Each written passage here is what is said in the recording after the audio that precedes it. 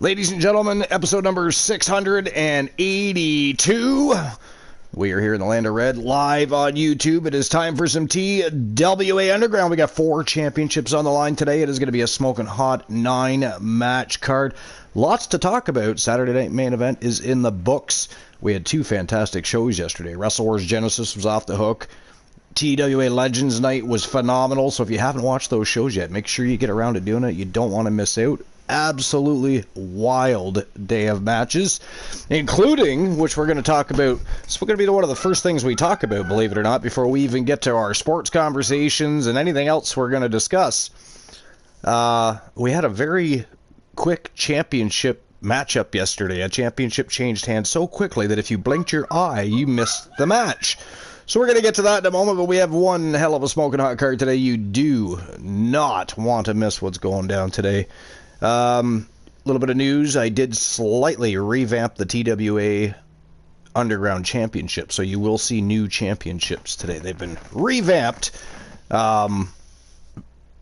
mostly because, you know, we've got brand new championships in Legends Night. We have brand new championships on Wrestle Wars Genesis. I thought it was only right to give TWA Underground new championships themselves, so they are locked, cocked, and ready to fire. And we're going to fire them off later today because we got 4 championships on the line, starting with our tone setter of the day, and then, of course, our betting rounds, or what would be our betting rounds if we were in the land of Twitch. The final 3 matches of any show. We will see 3 more championship matches. So 4 total. It's going to be a rocking day. We continue the road to the next big SPV for TWA, which is, of course, our biggest and final show of the year. TWA Slammiversary, our 5th annual show. It's going to be one hell of a thrill ride. Championship matches all night long. Best of the best from the season are going to be there competing, going to battle over gold. It is going to be a spectacle. But anyways, Luke. So before we talk about sports and other things, yesterday we saw a matchup on Wrestle Wars Genesis. With the tone setter of the day was for the Speed Championship, of course, right? The Women's Speed Championship. It was yeah. Roxanne Perez versus Sarah Dawn. Now Sarah Dawn came in, debuted in a championship matchup, and beat Queen Dust for the championship. Just like that, came in and took the title. But then she faces Roxanne Perez. 1 week later. Wrestle Wars Genesis, Speed Championship on the line, and Roxanne Perez starched her. I was so in awe because I rewatched the match. I was so in awe by what happened. I didn't even think to see exactly how long that match was, but I'll tell you, it was less than 10 seconds. It was less than 10 seconds. I want to say that Poindexter, I could be wrong about this. You know, Glenola can always correct me if I'm wrong after or Joe Link, or anybody else that might watch the VOD. I know Strife would if he was... I haven't talked to Strife in a while, so I'm not really sure what he's up to. Don't know if he's still watching the VODs either. I know he got rid of all of his... he's not really affiliated with anybody anymore, if you will. But, yeah, so I'm not entirely sure. But I'm pretty sure Poindexter had a match that was 9 seconds. I believe that was the record, and I'm almost positive that Roxanne Perez and Sarah Dawn beat that record yesterday on Wrestle Wars Genesis. It was so fast. She just come out, popped her, and pinned her. It was over. Done. I was like, what? Crazy. So in other news, you know, I've already told you about new TWA Underground Championship belts. We talked about... you got to go watch that Speed Championship match, though. You got to see it to believe it. It was crazy fast. But anyways, in other news, aside from TWA Slammiversary and the new championships in that matchup, it was just crazy, wasn't it? The only other thing crazier than that match is El Grande Americano winning at Wrestle Wars Genesis, retaining his television championship against Eric Dangerous, and then going on to Legends Night to win the Legends title from Carino Sinister Farmer. Right? Carino Sinister Farmer. And, I mean, he was hanging on to that championship for dear life. He had just had a championship defense, actually, in the main event of Wrestle Wars Genesis. Ended up losing to El Grande in the main event of Legends Night. Now, not only did El Grande become the Legends champion, he is now also the first ever men's sextuplet champion. He is holding 6 championships at the same time. You know, that's crazy. Just crazy. But in other news, depending on, because again, our YouTube shows tend to go a little bit quicker. We tend to get to the action a little bit quicker. Things are different, right? There's not as much interference as there is on Twitch. We don't have redeems to worry about, a bunch of other things here, so things just move along a little quicker. But if depending on how fast the show goes, I do have a tournament set to go, because we still have no men's speed champion. We still have no... The last time we had a tournament, it ended with El Grande and Aleister Black going to a count-out decision. And, of course, no championship is awarded or can change hands on a count-out or a DQ. So, originally I was just going to have a regular old one-on-one matchup with those two. But I thought, you know, when we did that with the Women's Speed Championship, we still had different... Because it's supposed to be different competitors every week, or every time the belt is up for grabs. So, what I did do, instead of doing the one-on-one match, I created a tournament. El Grande and Aleister Black are in that tournament, and they will face each other in the quarterfinals. So we'll see which one of them moves on. But... Again, that depends on our time allotment. So if the show is a little quicker, as it can be, then we have a tournament to get to for the TWA Men's Speed Championship. So anyways, that's aside. Luke, how's your day going? I know you've got family visiting. You had your mom's grandkids. Which are now are they're like your nephews then, right? Or your cousins, nephews? What would they be to you? They're her grandchildren, so like I don't know what they would be to me. What would they be to me? Yeah, so she's your mom. I'm assuming grandkids that might make them your cousins, I think. Well, technically she's their mum, but I know what you mean. Because like if it was your brother's kids, they'd be your nephews. Yeah. I've got nephews and I've got nephews. Oh wait a minute. And nieces as well. So that would make them your nephews and nieces then, not cousins. Sorry. Technically, you could say that, yeah. Uncle Luke. That's a scary thought. I've got nephews and nieces. Have you already trained them to become Mickey James fans? What have you done there? What have you done there? So I have a list today, by the way. Once we get there, I have a list today. It is the 10 best retirement matches of all time. Again, of course, John Cena is not going to be on there. That literally just took place, so it's not going to be on this list. But, yeah, I do have a list ready to go. 10 best retirement matches of all time. Ace Haunter's in the house. How's it going, Ace? What is new and exciting? You know what I should do? I should maybe let people know we're live on Discord. Yeah, I never remember to do it before we go live. It's ridiculous.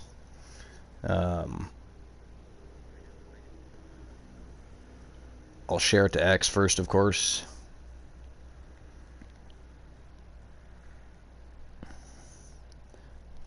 Just take me a moment.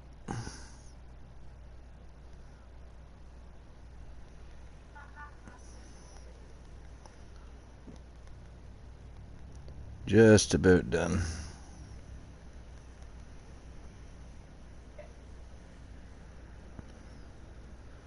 Alright, so copy that. So X is done. Now we just gotta hit Discord.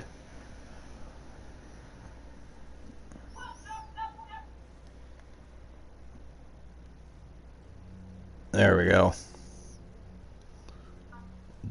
Mission accomplished. Late as usual. This I understand. But hey, it's done, right? That's what really matters. It is what really matters. So anyways, what's going on, Ace? Anything new and exciting? You got anything going on today? Any plans? Just relaxing? Or do you have to work or anything like that? Alright, let's see what superstar I am. Nobody else like Rocky or anybody is here to jump the gun on it, so I'm going to get to it first. Let's see. Today I am Brock Lesnar. Not much, just chilling. Nice. It's always nice to just chill, not have much on the agenda that you have to accomplish or anything. It is, yeah, it is. So I am Brock Lesnar.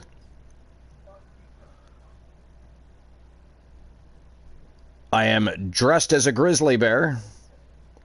A grizzly bear. That's kind of fitting, actually. If you were going to pick an animal for Brock to play, it'd be like, you know, a grizzly bear or something, right? Or a big polar bear. And I'm driving a Model T. They're going to break that shit. So a Model T is like a very old Ford vehicle from like the early 1900s. There's probably not even many left in existence. But yeah, I mean, Brock, he wouldn't even fit in it, number one. Number two, if he did, thinking there'd be some broken parts when he was done driving it. I don't think it was ever meant to hold a whole lot of weight, much less somebody the size of Brock Lesnar.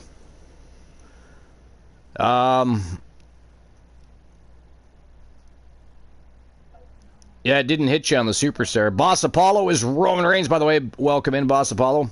What's going on, buddy? It's new and exciting. Tis new and exciting.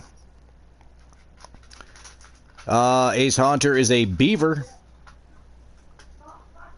So Ace is Kurt Angle dressed as a beaver and driving an ATV. Boss Apollo is Roman Reigns. So far not dressed as anything or driving any vehicles. Alright, so what's going on in football at the moment? We need to have a look to see what's going on. We know there's some games going on today. We need to know what's happening. What's going on in the land of football. So a few games today so far, right? You had Crystal Palace and Man City. Man City beat Crystal Palace 3-0. I wanted Crystal Palace to win, man. Yeah, I kind of figured. Sunderland down to Newcastle 1-0. Yeah. Nottingham Forest beat Tottenham 3-0. Aston Villa 3-2 over West Ham. That seems like a high-scoring game for those two teams. But yeah, 3-2 for Aston Villa. And currently still live is Brentford and Leeds United. They are at they're drawing right now. It is 0-0. What minute is the game? 64th, it looks like.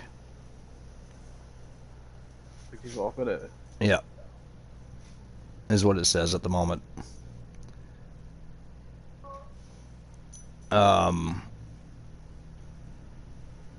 So yeah, so you wanted Crystal Palace to win. Well, yeah, I got some points. Would you have chosen Sunderland over Newcastle? I'm kind of neutral, really. Neutral, yeah, and not Nottingham Forest and Tottenham. Who cares? I don't like Spurs, but we're glad they lost. Yeah. Tomorrow, Man United's playing Bournemouth. It's like literally the only game tomorrow. If I do think Spurs are going to win a game, though, I did think Spurs were going to beat Nottingham Forest, to be honest. I did say yesterday. I thought Tottenham would win Nottingham Forest, but not really a game that really. It's the game that you care least about that's under there, so that most less interesting game. Thankfully, Arsenal. The most interesting game to me was the Sunderland Newcastle game. Thankfully, Arsenal beat the Wolves yesterday and kept them at 0 wins. yeah.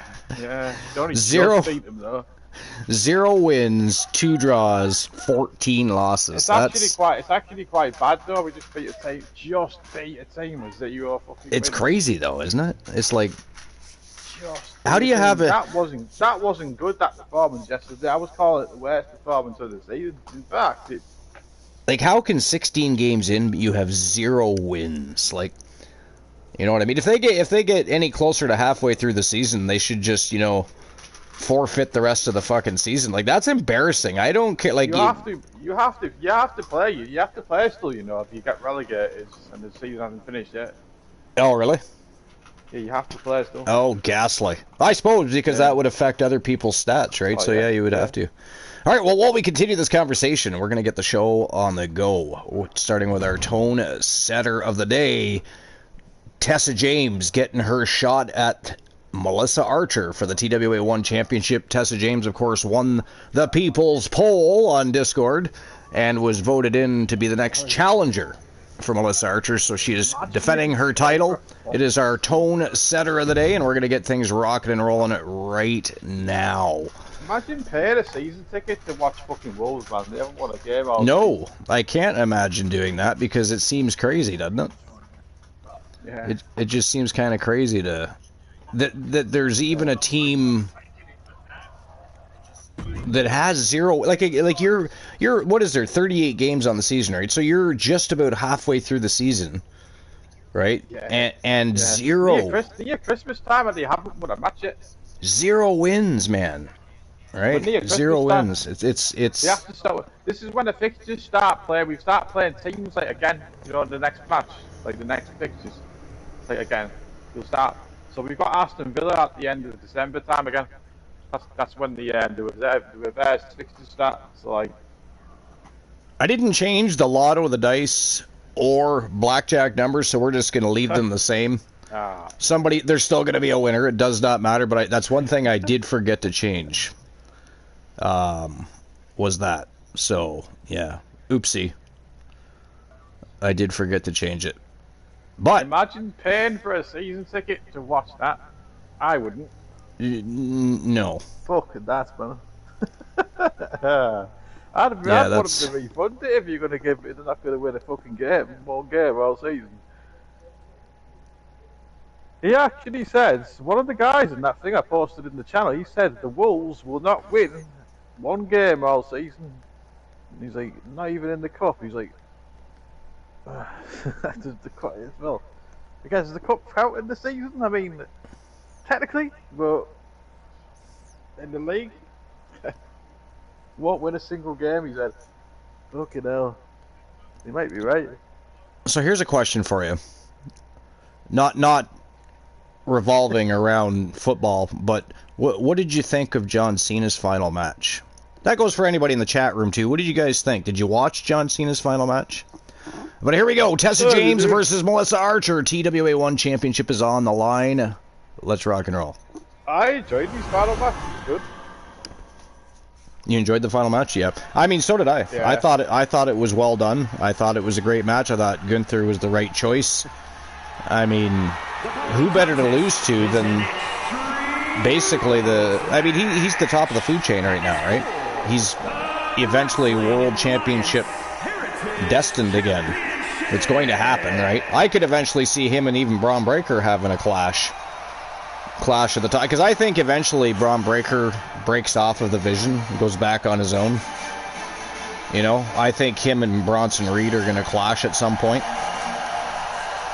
Yeah.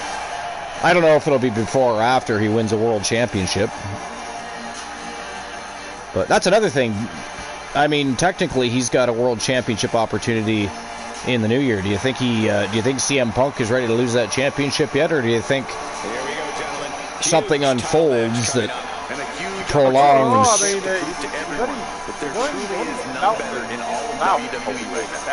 Yeah. So you think they find a way to prolong it? You think they'll prolong Braun Breaker getting a championship? Obviously, he's getting the opportunity, but does he actually?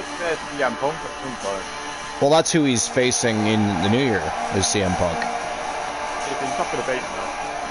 That's what I was asking. Do you think that Punk will put him over already, or do you think they'll find a way to prolong that? Punk will beat Braun Breaker. Yeah. I can't see Braun winning right now. Yeah. But anyways, yeah, Boss, Ace, anybody else who wants to answer the question, what did you guys think of John Cena's retirement match? Did it fulfill your needs? Did you enjoy it? It was pretty neat how CM Punk and Cody Rhodes put the championships on his shoulders. It's funny because John Cena was involved in that very same situation with Hulk Hogan.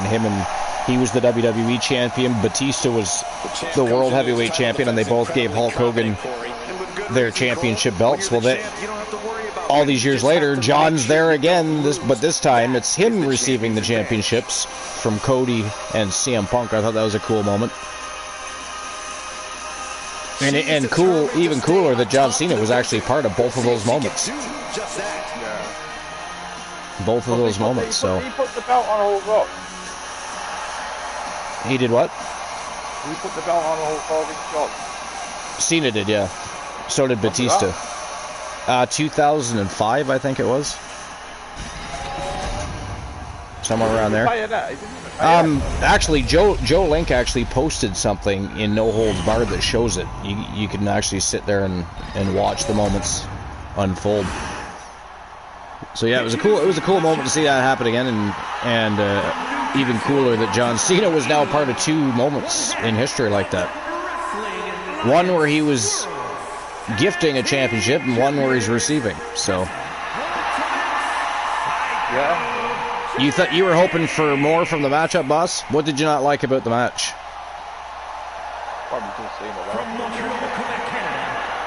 Because I actually thought it was fantastic. I thought it was well done. And if you're gonna have John Cena go out, you know, I thought, you know, the only thing I would have changed, I will say this, the only thing I would have changed is I would not have had him tapping out, I would have had him pass out. A lot like what happened between Stone Cold Steve Austin and Bret the Hitman Hart, if you recall. So I would change that, I think. I wouldn't have had him tap. But it is what it is. I still say Gunther's the right call. Welcome in, Moon Raider. We're literally just talking about John Cena's final match, what people's thoughts and opinions. Yeah. I was satisfied. I liked the way it all unfolded. I mean, I thought some of the fans in the arena and even also in the post-show crowd section, they were just, and I will say this right now, they were just as what they are. Placing her against the turnbuckle. What do you mean? The fans over there, the fans in DC. Oh, what about them? They didn't like it? About saying that they want Vince back, they want oh, jeez. Oh, you know what? No chance in hell. But where would, if they're fans of LA Knight, where would LA Knight be? In catering. That's where he would be. And even have him be, if the Maximum Male Model will be part of WWE. They would put him back as, he would put him back as that. What do they want him? Do they want a muscle, a guy with muscles or whatever the fuck they want to call it? So do they pose on TV? Okay. There'd be no TNA, there'd partnership, there'd be nothing good that has come since Vince left would even exist. But here's the problem. Did people not remember that Vince was literally running the company into the ground? I mean, the fans were screaming, you know, he's out of touch with the fan base, his booking is old school mindseted and not relevant, and I mean, there were so many complaints, and it's true, Vince lost his touch. He actually lost his touch long ago. Like, wrestling from 2011 up until almost, I would say 2018, 2019 was absolutely atrocious. It was almost unwatchable. And that's because Vince was in charge. Sorry to say, though, to those folks that want Vince back, but Vince was he was incapable of running a promotion anymore. He had just he wasn't the same visionary and revolutionary, if you will, as he once was. It was bad. It's been way better since then. Did we hit a slump in 2025? Yes, we did. But to want Vince back, that does not make any sense on any level. And the guy, whether he gets found guilty in court or not, we know that Vince historically has issues that don't belong in the business, and I'm just as fine to see him not a part of the business. And I don't have things have gotten better since Vince is gone. Again, did we hit a slump in 2025? Yes, we did, but things are far better off. Like, we got that partnership with TNA, we got the partnership with AAA, like, there's so much happening and going on, and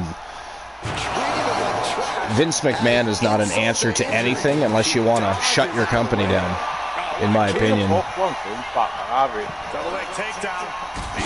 Only crazy fans that don't really know what they're talking about.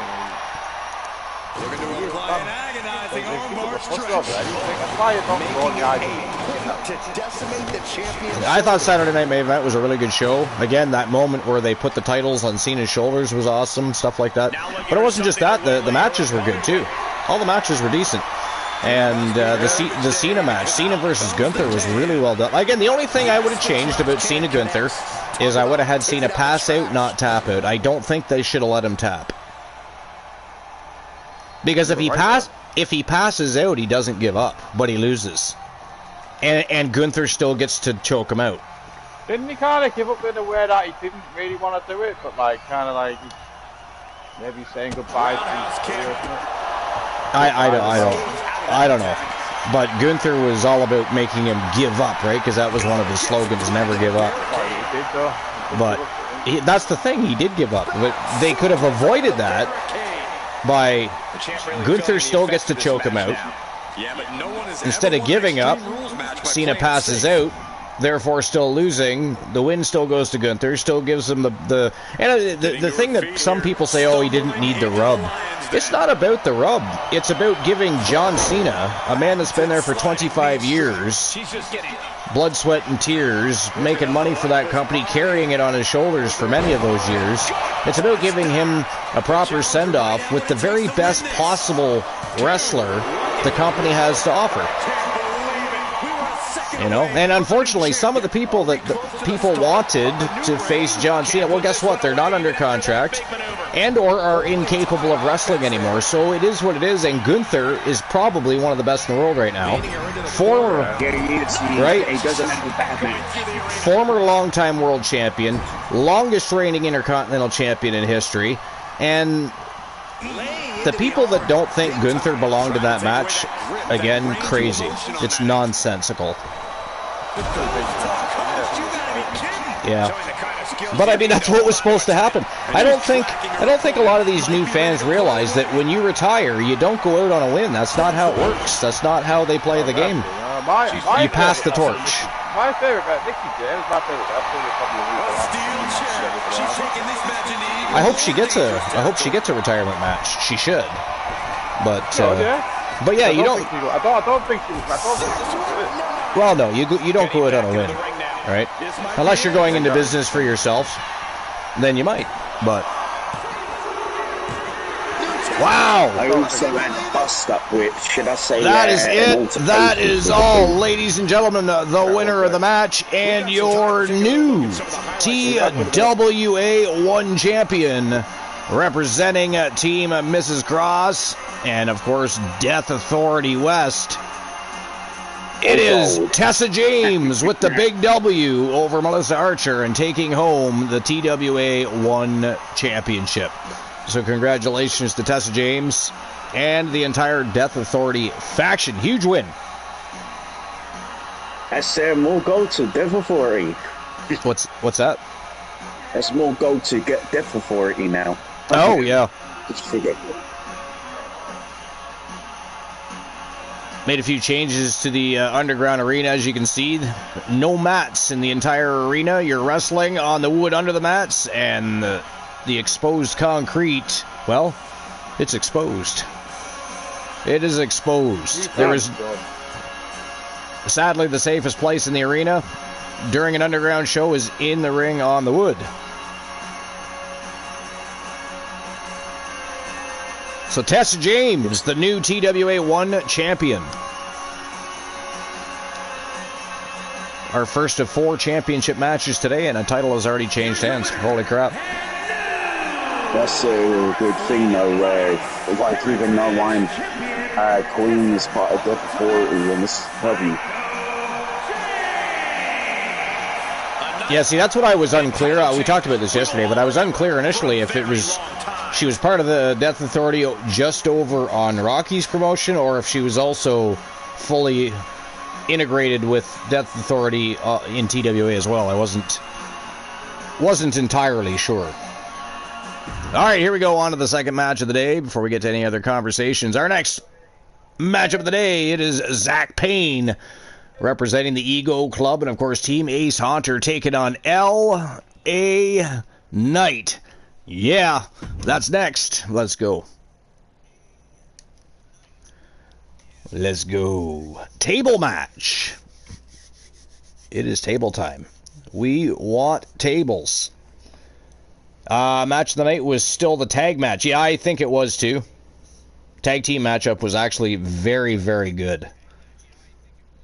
Javon Evans and Leon Slater both looked like money in that match. The only thing is, Javon Evans needs to put on a little bit of mass. You know? Just a little bit. So does Ricky Starks, though. Ricky Saints, sorry. He doesn't go by Starks anymore. He goes by Saints. But he, too, he needs to put on just a little bit of mass. They just, I don't know. They're in great shape, but when they're in there wrestling certain people, they just look like they're out of place. They looks like children wrestling adults, almost. So they just need to get in the gym a little bit. Rocky Blazing Star in the house. 287, unlucky. 2 and a 5, unlucky.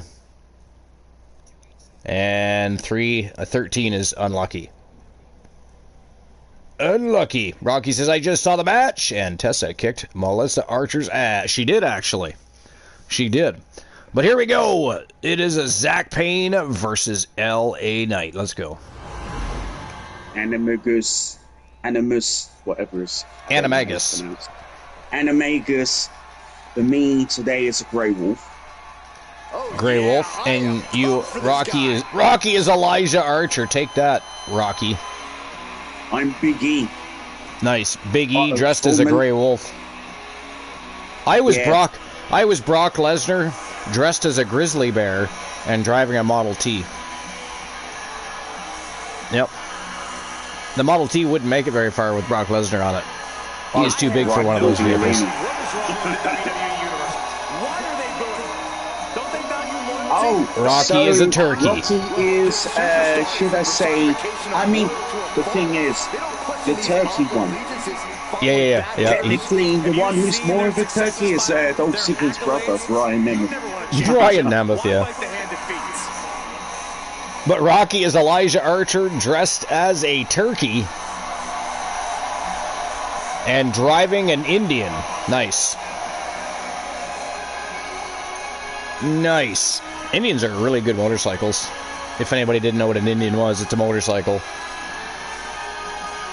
At one time would have been a competition for Harley Davidson. I believe if they're still in existence, I do not believe they mass-produce motorcycles to the level everybody else is. If they are even still, I don't even know if they're still making motorcycles. I'd have to fact check that. Google that shit. Google that shit. So yeah, so we were talking, we were also talking a little bit about sports in the beginning, because of course there was a couple Premier League games going on today, but top 5 looking interesting right now in Premier League. You got Team Arsenal sitting with 11 wins, 3 draws, 2 losses. They have 36 points. Man City, of course, won yesterday, so they're still only 2 points behind Arsenal with 34. They're 11-1-4. Aston Villa 10-3-3 with 33 points. Team Chelsea's a little farther out. They're about 8 points out of. They're 8 points back of Team Arsenal, sitting with 28 points, 8-4-4. And then Crystal Palace, they're 26 points. They're 7-5-4.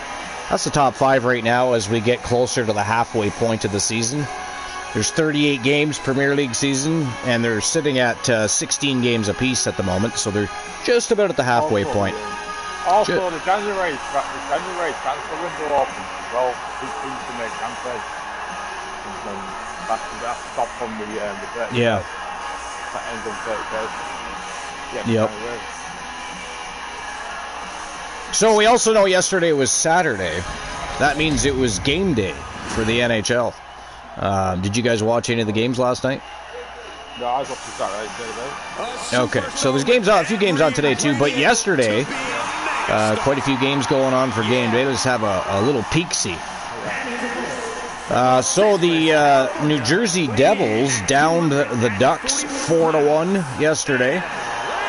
The Minnesota Wild down the Ottawa Senators 3-2.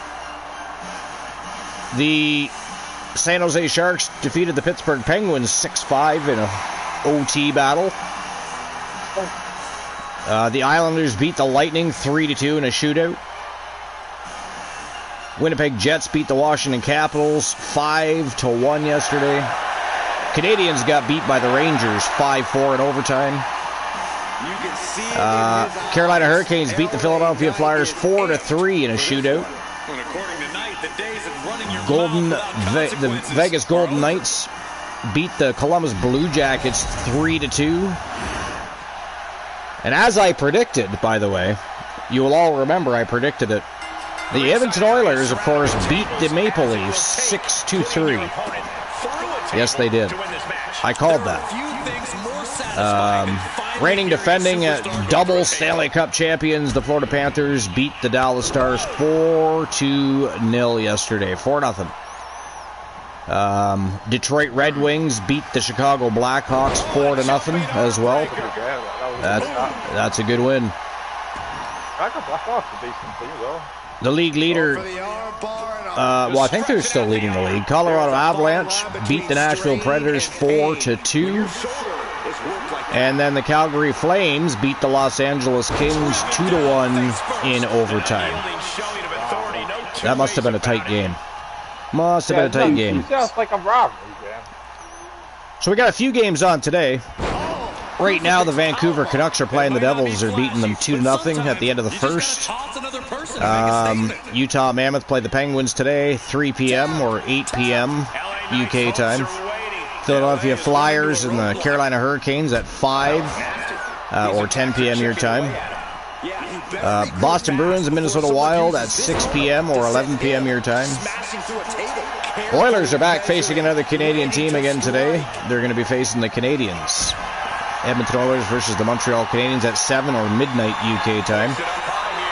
And last but not least, we have the Buffalo Sabres and the Seattle Kraken at 8 p.m. or 1 a.m. UK time. But let's have a look at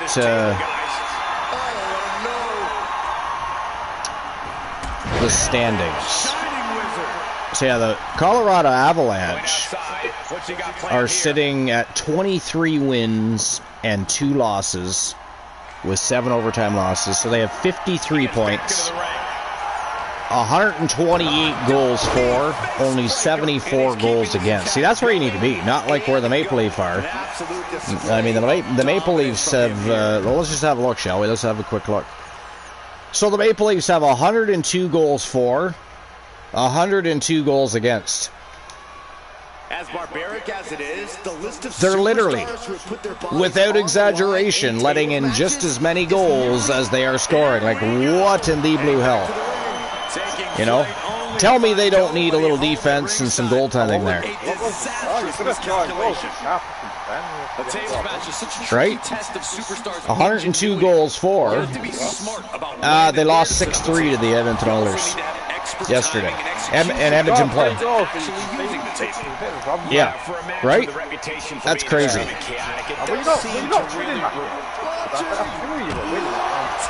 I mean, well, they might have been, but they sure the hell didn't, you know, win in the long run, that's for sure.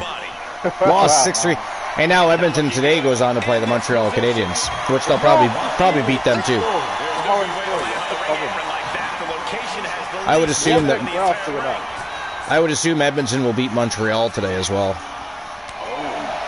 I would think.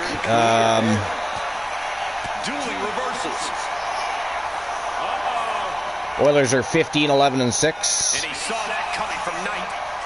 Montreal is 16-11-4 right now on the season. The purpose of this match is to soften up your opponent. I don't know. You inevitably put them through the table. I got to tell you, this match between Zach Payne and LA Knight has been absolutely smoking. Which one's going through the table first, though? That's the question you have to ask yourself. Is it going to be Zach Payne, or is it going to be LA Knight? Table! What do you think? What do you guys think?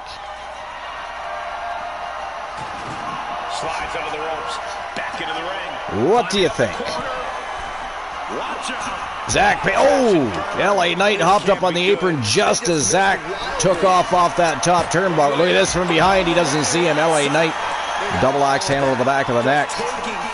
And they're right back outside on that unforgiving concrete floor. That's what makes Knight so special. TWA Underground is a place. Oh, busted him wide open there. LA Knight busted Zach Payne open right there. Slammed his face right off the concrete with that BFT. Got to put him through a table, though. You know, you're not winning by pin or submission here. You're going to have to put him through a table. And we just happen to have 2 tables right in that ring. Zach Payne going to wear him down just a little further. Ooh. Arm breaker. Oh, he missed the flying body splash. LA Knight rolled out of the way just in time. As that came crashing down with nobody home. Nice reversal encounter there by Zach Payne. Again, this has been a fantastic match between these 2 superstars.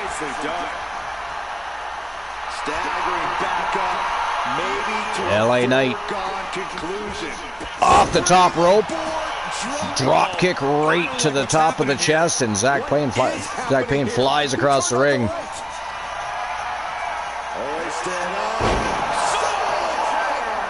They are beating the hell out of each other, but they need to put... Somebody's got to go through a table, though. That's how this one works. That is how this one works. Ready for him to get back on his feet so he can strike. Flying. Oh! Flying elbow right to the face of LA Knight. He averts the offense. LA Knight again evades the ground attack of Zach Payne. LA Knight's going for a table. He's got it set up. He's going to look to put Zach Payne through it right now. Or maybe he's going to deliver a neck breaker first. That could happen too. That could happen too. Uh-oh. Oh, no. Oh, he did it. That is it. That is all, ladies and gentlemen. The winner of the table match. L.A. Knight. Yeah. Big win over Zach Payne. Big win over Zach Payne from Team Ace Hunter, of course, representing the Ego Club. And that said, a big win for L.A. Knight, who used to be under Team Infinitoni's management. He is a free agent now. He is a lone wolf. He is managed by nobody. Not that I'm aware of, anyways. I don't think anybody decided to pick him up for their team or anything, as far as I know. I believe Soul Embers is fixing up the list today, actually, because Team Infinitoni released a whole lot of wrestlers as free agents. The contracts for all of them are in place, though, so depending on who you pick up, if you want to pick them up, you're getting them.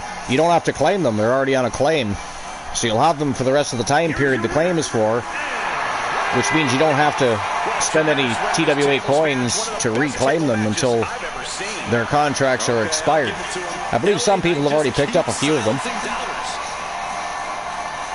65% World Championship worthy. Mufasa is in the house. What's going on, Mufasa? Welcome in. So big win for LA Knight over Zach Payne. Let's keep the ball rolling. Up next, it is a TLC tag team matchup between Death Authority South. Joe and JoJo Davis are taking on Penta and Ray Phoenix. They are the Lucha Brothers. That is next. There you go. Block out. I've done my best to block out the A's. It happens. Rocky with a pair of sixes. So, you guys got to tie a pair of sixes for a roll-off. Otherwise, Rocky Blazing Star is going to win dice today. Not doing much, just chilling with my cat. Nice. What's your cat's name? What kind of cat is it? Do not tell me a tabby. I hate when people say that. Tabby is not a breed of cat, folks. It is literally the type of hair they have. What kind of cat? Is he a big cat, a small cat, long-haired, short-haired? Oh, his comic a big cat. Oh, I'm talking about Mufasa. Ah. Well, you have a cat too? There's a cat. Do you have a cat? No, I have both. What? You have a dog. Yeah, but you were saying something about a cat, so I thought maybe you had one. Oh, no, I don't have a cat, no. Oh, you don't have a cat. Okay. Nah. Gotcha. And what's the cat's name? What is the fur baby's name? He's a black and white What are you doing? Siamese mix. Nice. Name is Oreo. I love it. That's awesome. I love it. Oreo. Very cool. Now, is he a good cat or is he deviant? I mean, all cats are devious at times, but some, of course, much more than others. You know, I don't truly believe that cats actually like us. They just string us along and get us to do their bidding. And they're nice to us on occasion just so we'll do it again. But they'll also attack our asses in a heartbeat if they feel like it. You know what I mean? I agree 100%. Yeah, cats are friggin' crazy. Friggin' crazy. All right, here we go. Joe and JoJo Davis. They are known as Death Authority South. Taking on Ray, Phoenix, and Penta. They are the Lucha Brothers. Let's go. TLC tag team matchup, boss.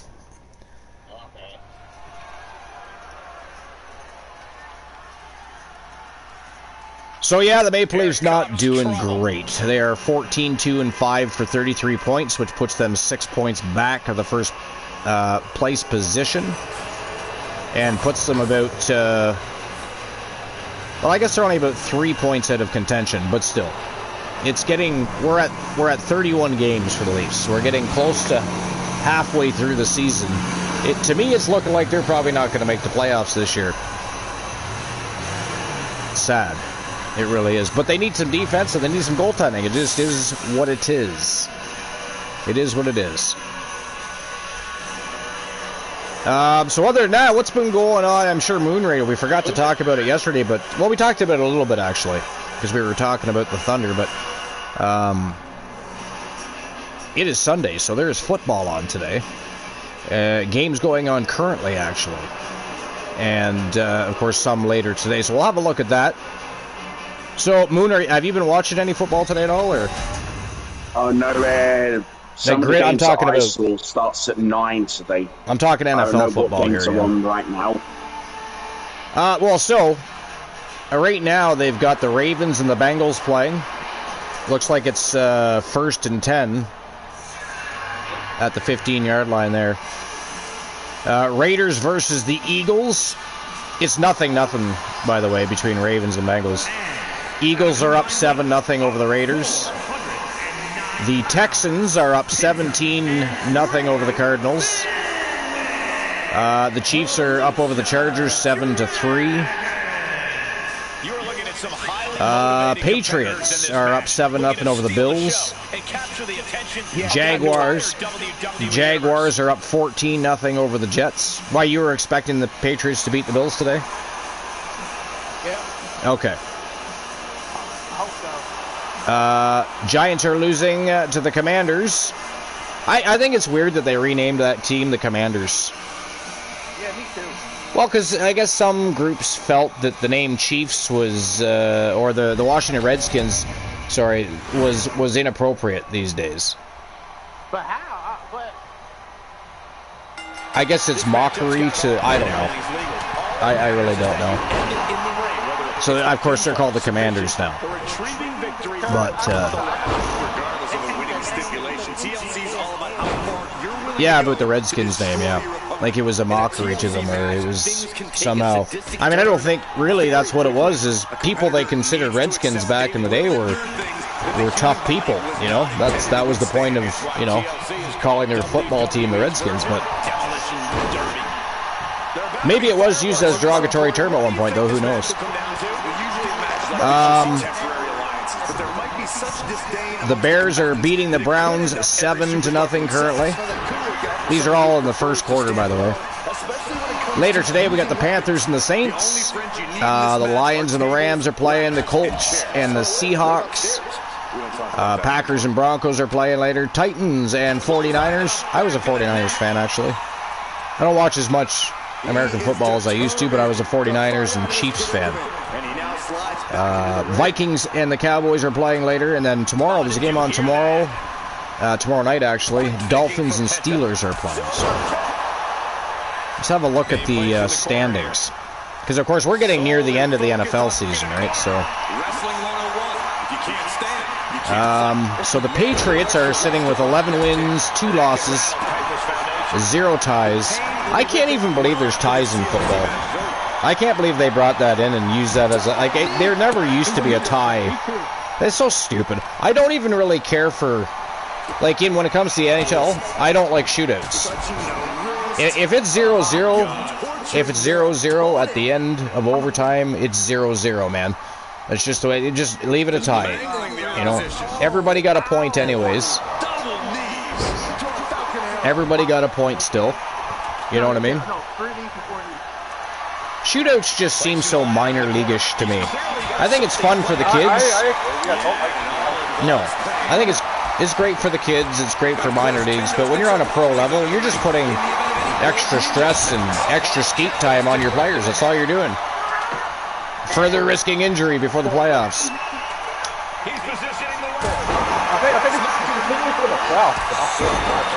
Yeah, oh yeah. Well, there's no shootout in the playoffs. It's just a continuous overtime until somebody wins, right?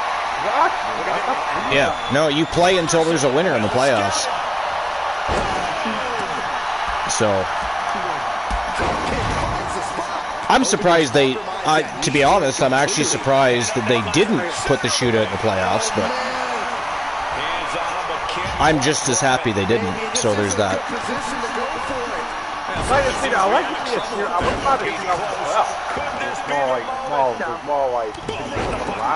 Yeah. Yeah, I don't disagree with that. But, I mean, I'm just as happy to see it continuous overtime. I want to see a winner. I've seen.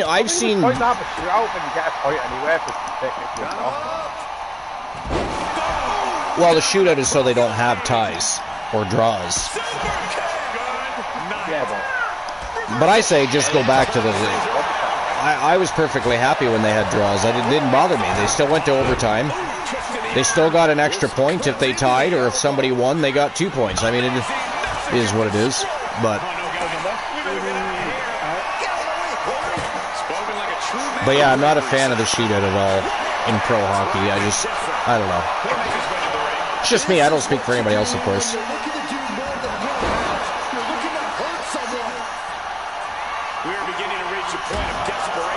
Penta beating up on Joe Davis outside the ring. Inside the ring, however, JoJo taking it to Ray Phoenix.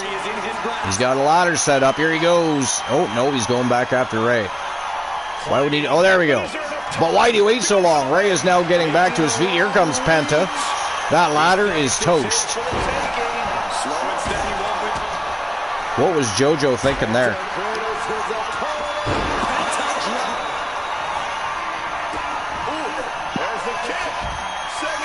Now it's Penta getting ready to set the ladder up. Oh! Ray Phoenix. I'm trying to figure out why Penta took the liberty to set the ladder up in the corner instead of setting it up in the middle of the ring. Ray Phoenix climbing the ladder, but here comes Joe Davis. Former one champion, world champion, multiple-time champion in general.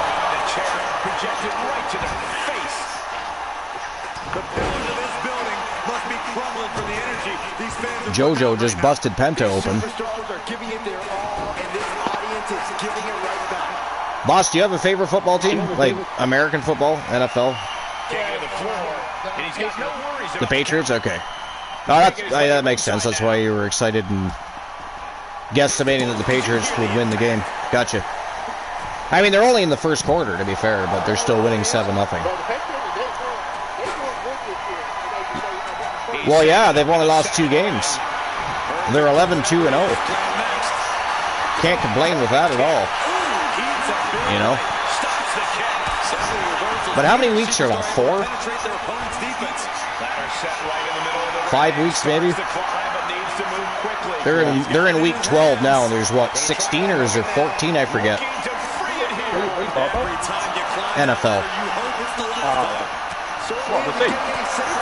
Yeah, how many weeks it is. Like, right now they're sitting at like week 12, I believe, aren't they? Oh, no, wait. It's time to catch that second, maybe 13. third win. But how many weeks are there in a season? How many games do they play in a season, boss? I forget. How many? Okay. I feel like it might be 16. That feels like the right number to me. So there'd be about 3 weeks left before they start getting prepped and ready for the playoffs. I do pay more attention during the Super Bowl playoffs because the game, like any sport, it's a far more. 17? Okay, I thought for some reason I thought it was 16. Okay, why 17? I wondered. Why not just make it 16 or hey, up it to 18? I don't know. Pentagon. Oh, Ray didn't get there in time. Yeah, basketball's very exciting. Basketball can be, yeah. Rocky Blazing Star is Razor Ramon, dressed as a moose and driving a jet ski. You couldn't handle being Elijah Archer for a day, eh? Had to switch it up there, Rocky. No getting up from that.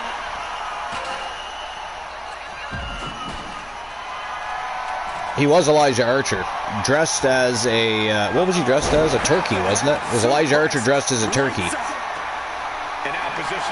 I can't remember what he was driving at the time, though. That just made that corner even more dangerous territory. You got Elijah Archer. I'm surprised it wasn't a bicycle. Mufasa is also Razor Ramon. Let's see what he's dressed as.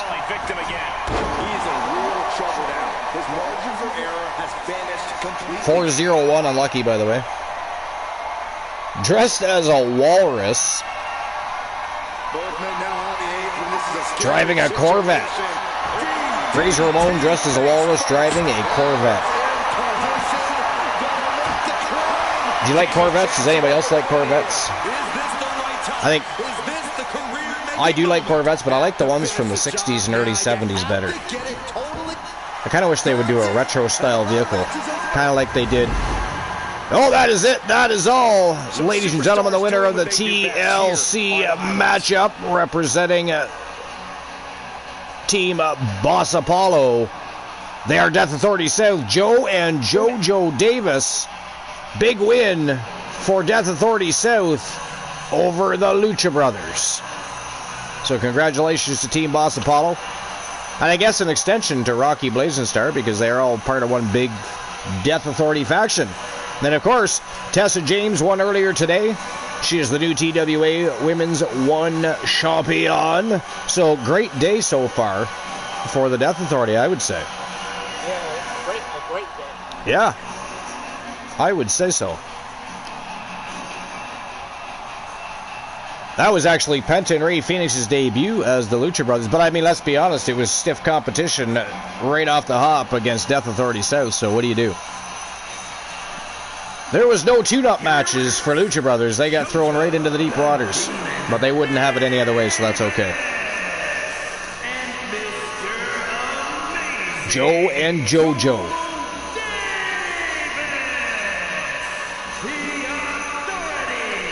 Consistently one of the best tag teams over the last couple of seasons. Of course, the best tag team. That honor has to go to TDL, I would say. The accomplishments of TDL as a tag team have been just phenomenal. Just phenomenal. The only tag team to make it into the Hall of Legendary Accomplishments by literally, before they touched any other titles, they won three sets of tag team championships. That was phenomenal.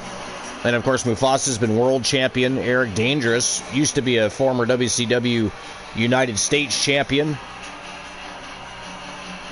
And of course, he'll be poised to win other championships in the future. TDL's going nowhere and only get better as time goes on, so. Alright, let's move on to the next matchup of the day. Here we go. Alright, here we go. It is Team Arsenal, Cody Rhodes, who's newly joined Team Arsenal, teaming up with the Gooner, Luke Ballmer. They're taking on Team Christian Cool's the Iceman, Christian Hart, and of course his partner in crime, his own family member, Bret the Hitman Hart. It is Team Arsenal versus the Hart Foundation in a tag team lockdown matchup. That is next. And of course, This is interesting. if you don't know what a tag team lockdown matchup is, you've been missing out. Locked in 4 sides of steel. The only way to win is by pinfall or submission inside that steel structure. So it is time for tag team lockdown. Team Arsenal and the Hart Foundation is next. I would think that whoever wins this matchup should probably face Death Authority South next for contendership, I think. I think that would make sense at this point. Alright, here we go. It is time to rock and roll. Turn and burn. Get the show on the go. Showtime and go time. Come on, video production. What are you waiting for? There we go. It's hard to find good help these days. WWE Universe on their feet. Moonrider, your favorite football team is Seattle, yeah? Yeah. Yeah. Luke, you don't have one, though. You don't have a favorite American football team? No, Like, if you were to sit down and watch American football, what team would you more... What team would draw you? I thought I was a team. I thought I thought about it. Yeah. I mean, I don't watch it much anymore myself either, but I was a Kansas City Chiefs and San Francisco 49ers fan. 49ers had a great team back then. Of course, I was a big Joe Montana fan, not to mention, and he of course ended up going to Kansas City. But I also liked the Giants. That was my dad's favorite team. Was the he liked the New York Giants and the Buffalo Bills. So I would watch those teams as well. But my favorite teams to watch were Kansas, and the only reason Kansas because Joe Montana went to Kansas. I had to like Kansas at that point. So, but I wasn't dropping the 49ers as my favorite team, so I just enjoyed watching both. And if they played each other, well, Yeah. that sucked. That sucked. Didn't you say your definition of support is different? No. Well, yeah, because support is simply being there for someone or people or a team or whatever. You don't. It doesn't mean they're your favorite. It doesn't mean you watch them all the time. It just means you can. Yeah. And are willing to. Your version of support is more like an absolute favorite. Yeah. And it's the only team you're willing to cheer for type of thing. Yeah, I don't really. Here comes the Hart Foundation. We are moments away from TWA Tag Team Lockdown. Yeah, I mean, like, support to me is like being a fan of the team. This match is going to be good. Yeah. But I mean, support extends outside teams. So, I get what you mean. There's different definitions of it. yeah. There is. I still believe you can spot Wild. I believe you can spot Wild One. Yeah, that's true, Mufasa. Eric Dangerous has also been a one champion. Detroit Lions are your favorite NFL team? Actually, I mean, we were just looking at the... We were just looking at the stats, but I actually forget what the Detroit Lions were sitting at for the season. I don't think they're doing as well as they could be, if I'm not mistaken, but... As someone who has competed in this kind of match, what's the key to success here, Corey? Pacing yourself. I used to kind of sort of pay attention to the Detroit Lions anyways. They were never a favorite team of mine or anything, but...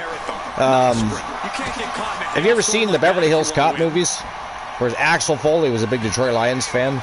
I love those movies, love the character. Yeah.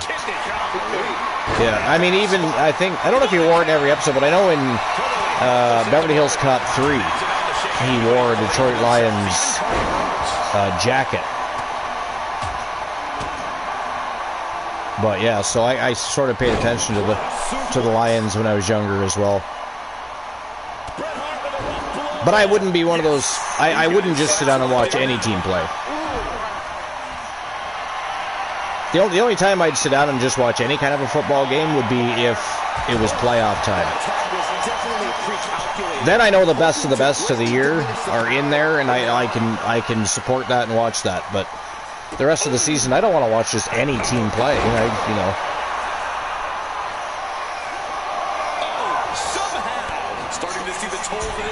But yeah.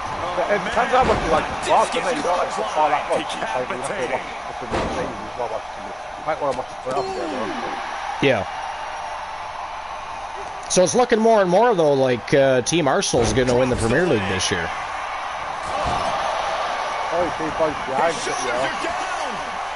I mean, they only have a 2-point spread at the moment, but still, with their consistency so far this season, right? I feel like they're going to pull it off. It's gonna stay tight with Man City, I think. Is the thing though. There's a fall for the Hart Foundation. Bret Hart taps out the Gooner in a sharpshooter. Iceman now locking one in on Cody Rhodes, but Cody very quickly reverses it. I don't think it really feels like the rest of 2 years ago. Trying to find his feet. This does Sorry, say that again. good for him. He dodges out of danger. I didn't hear what you said because I was paying attention to the match at the time. He is locked in and has his opponent dead to rights. I was talking to you, Luke. I don't think that he is going to put the rest. No, I'm just saying that because they're only 2 points behind Arsenal right now, so it might be a tight race with Man City for the rest of the season, but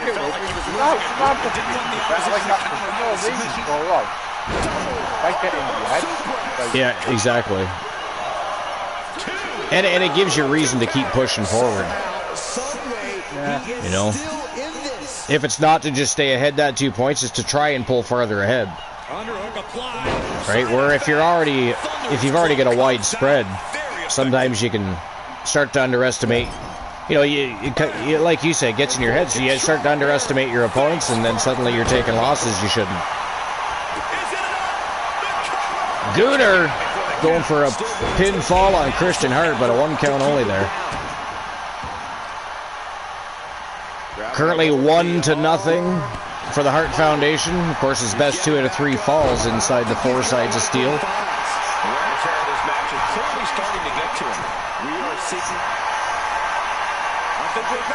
Going for a Gooner clash. There it is. That might be the first fall for Team Arsenal right there. No, Hart kicks out again. Christian Hart, to be fair. Oh, lands Bret with a Cody. I was going to say a Cody cutter. That was Crossroads. Wow, Bret Hart kicked out. Bret Hart kicked out of the Crossroads. Wowzers. Gonna tell you, I didn't expect that. I thought that was going to be 1-1 right there.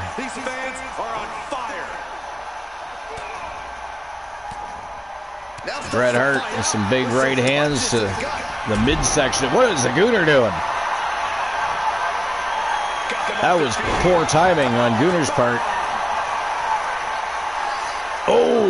I don't know what he was doing with that. I don't know either. Bret Hart tosses him right into the steel cage. Apparently Gooner did not appreciate that. Kicks him right in the head from the bottom. Looking to take control of the match here. Cody taking care of Christian Hart in the corner.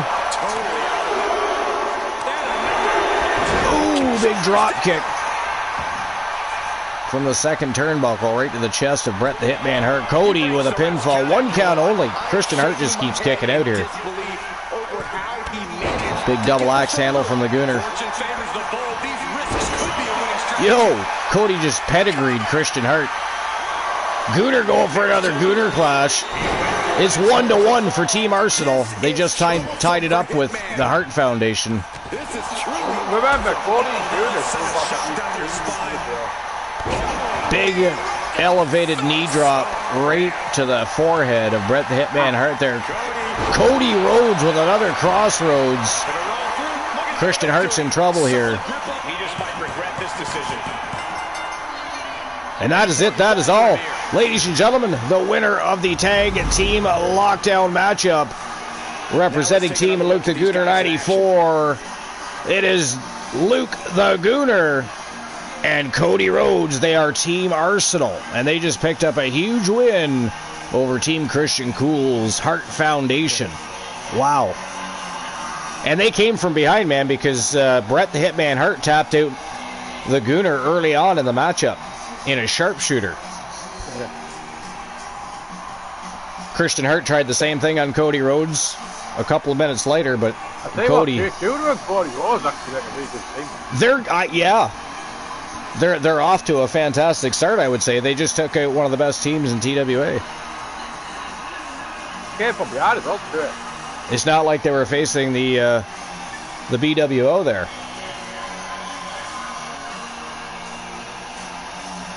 Blue World Order.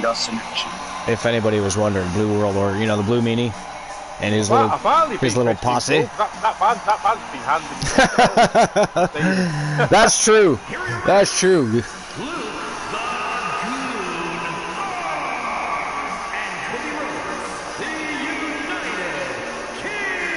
Team Arsenal with a big W. All the rage in this cage. Here's the team that comes out as winners.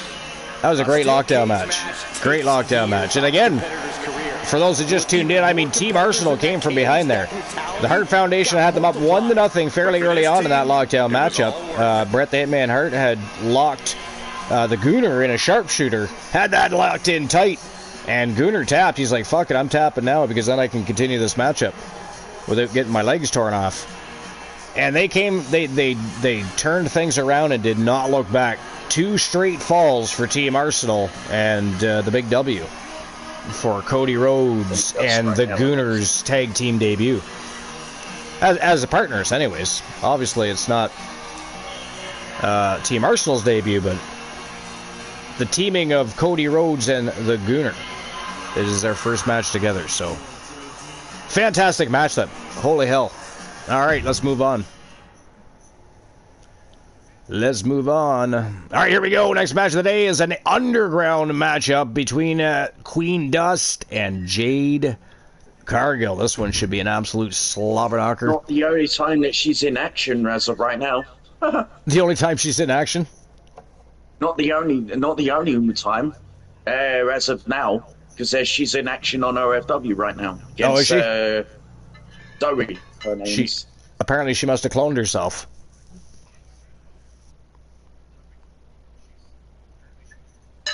But here we go. Underground matchup. Jade Cargill, Queen Dust. This should be a barn burner. Not Infinite Oni. Oni Shinobi. FU. Yeah. He always runs a show on Sundays. Yeah, he had, over the recent time, outside of last Friday, he's been doing FanFest on Saturdays. I think it's because of like his work schedule and stuff. Yeah, it could be. That's why. I mean, I know how that is. That's why I'm pretty much just running shows on weekends at the moment. It just is what it is. I work all during the week. Doesn't give me a whole lot of time to run shows during the week. So weekends like it is. Where I used to work, I used to have choices. Like on the days that I'm not in college, and I only had 2 days a week, unless if I wanted to do 3 or 4. Yeah, I used to work for a warehouse, in a local warehouse, just like behind the scenes sort of thing, like in a factory with grapes and stuff. I used to basically do that. Here she comes, representing Team Moon Raider 25. She is the reigning, defending TWA Legends Global Champion, Queen Dust, set to take on Jade Cargill. Non-title matchup, of course. She is looking to turn the underground. against Jade Cargill. With her in War Games as well. And She did. CCW back there 2 weeks ago. More than in a standard match. No ropes, no boundaries, just her actions and striking doing the talking.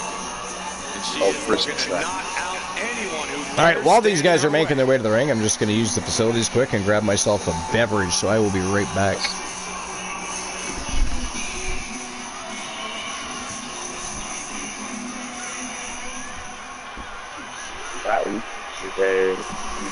She treats every match like a title match. That's how she got to this point in her career. Oh, shit.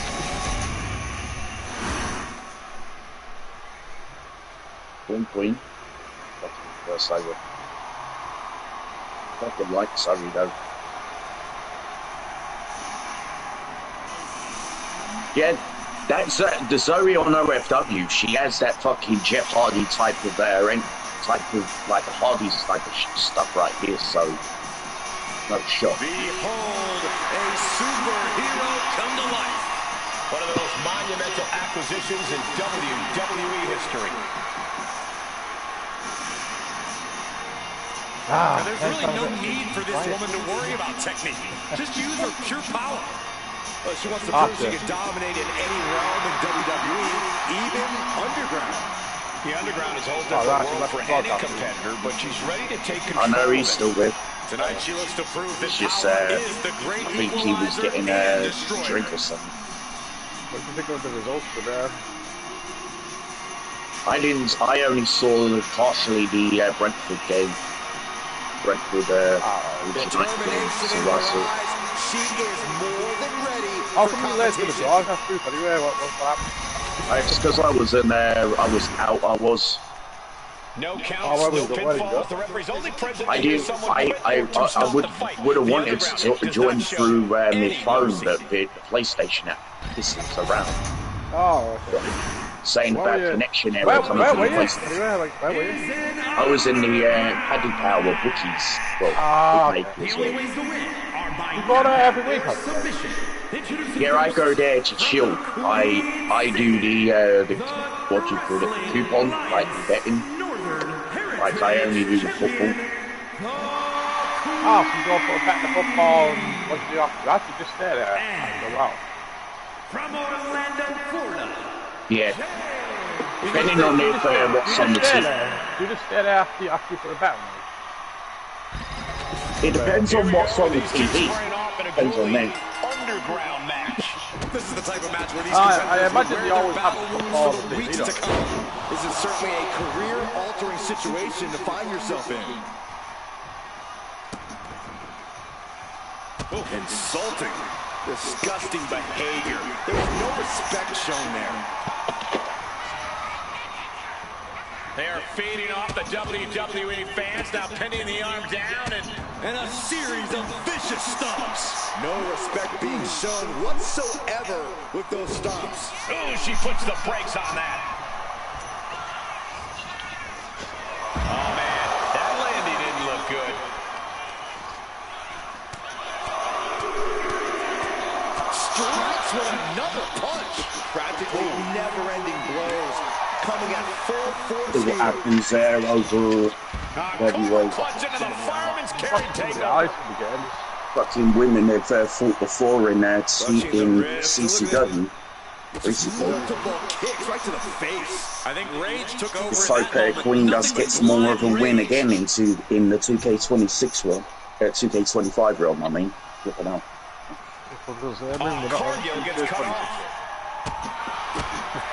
Oh, this is the fucking, It's not as simple as one or the other. In Underground, the fighter with the bigger advantage is the one who can adapt the best, especially at the right moment.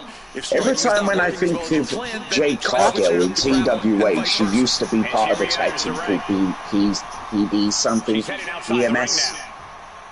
Used to be alongside Melissa Archer. Yeah.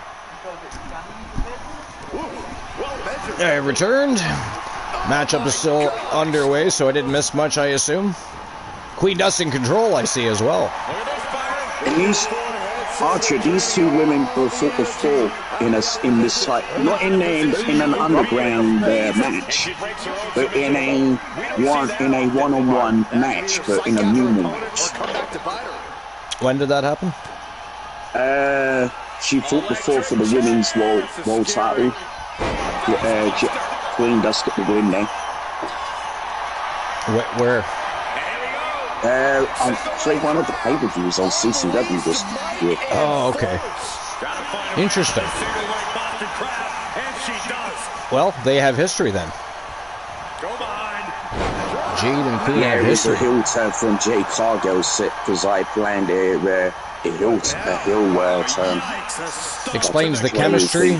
It explains the chemistry and the intensity of this matchup. Because they seem to know each other very well. I know in TWA, I don't believe Queen Dust and Jade Cargill have ever locked horns before, so it was definitely an interesting matchup for me, but now that I know that... not long ago, on the OFW side, lost against Zoe.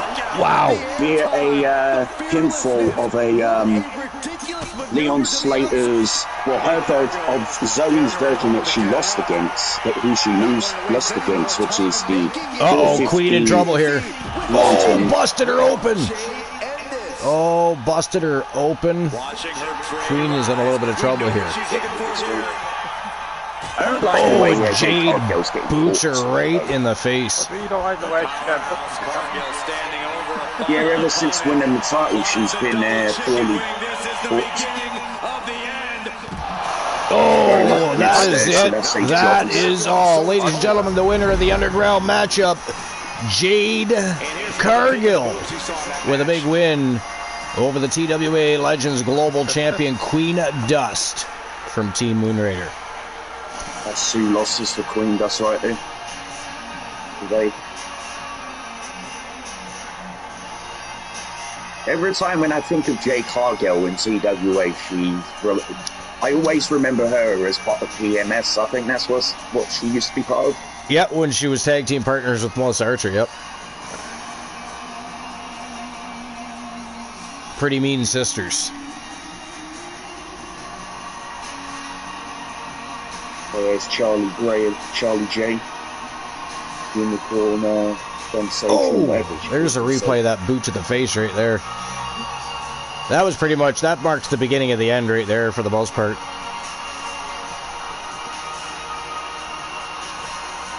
That was a great match, though. Anything can and will happen in an Underground match. It's definitely a different style of fighting. Inside our ropeless ring. But again, congratulations to Jade Cargill. But yeah, I don't have Jade anymore. I released Jade. I released Jade and Jordan Grace.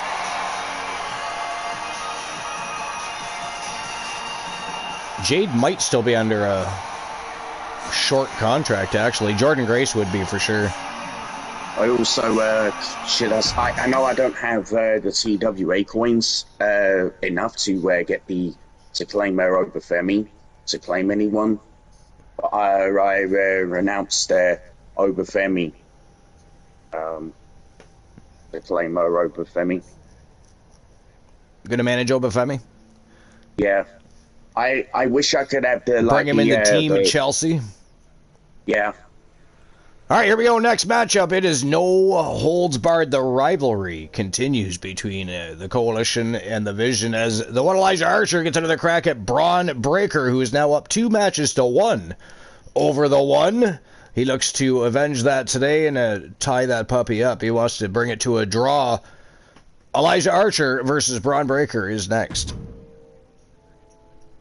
Here we go.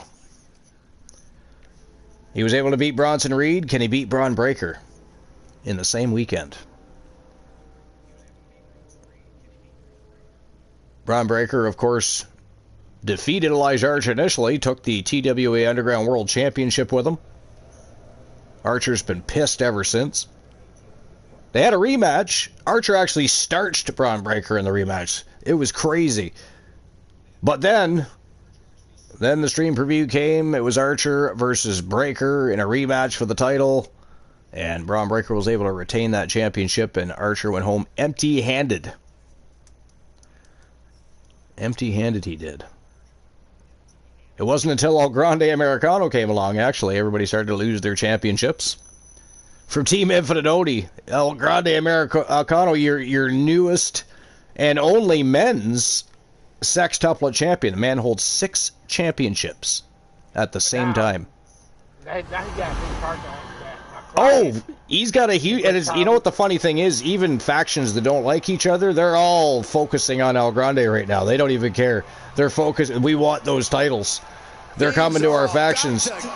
They're putting aside their differences and focus. Like, he's got a huge multiple... Like, there's a multiverse. He's got a multiverse of targets on his back.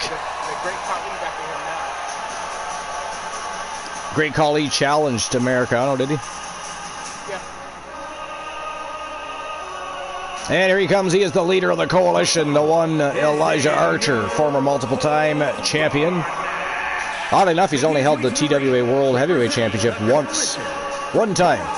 And it got stolen from him. It got stolen from him by Team Glenola. Back in the day when we had... Remember we had Championship Explosion? I think Oni and I talked about this. Yeah. We talked about it yesterday, but...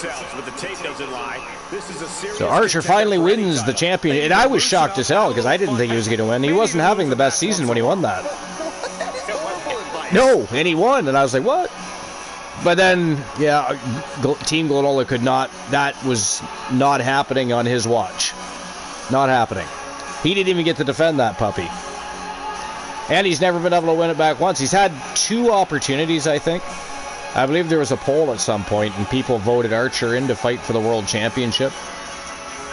And, actually, that's back when we had people listing names of people they wanted added to the polls.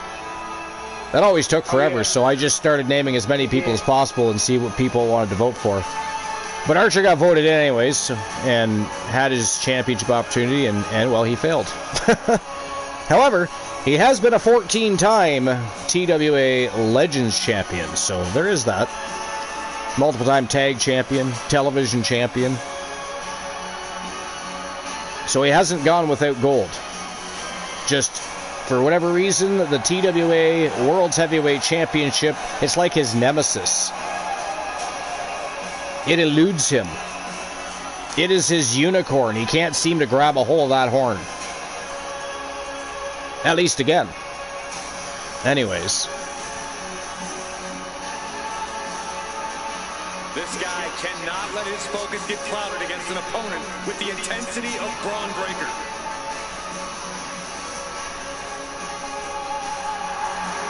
The one, Elijah Archer. Wants a repeat match from prior to their championship rematch when he starched Braun Breaker. Can he starch him again? I think, honestly, at this point, he'd probably just be happy to beat him, much less starch him, but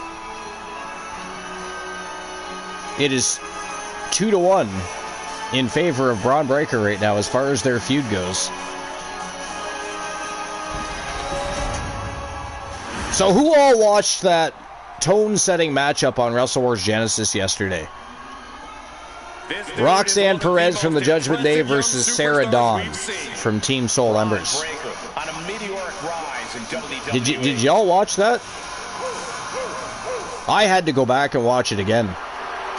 There's a good shot at the newly designed TWA Underground Tag Team Championship.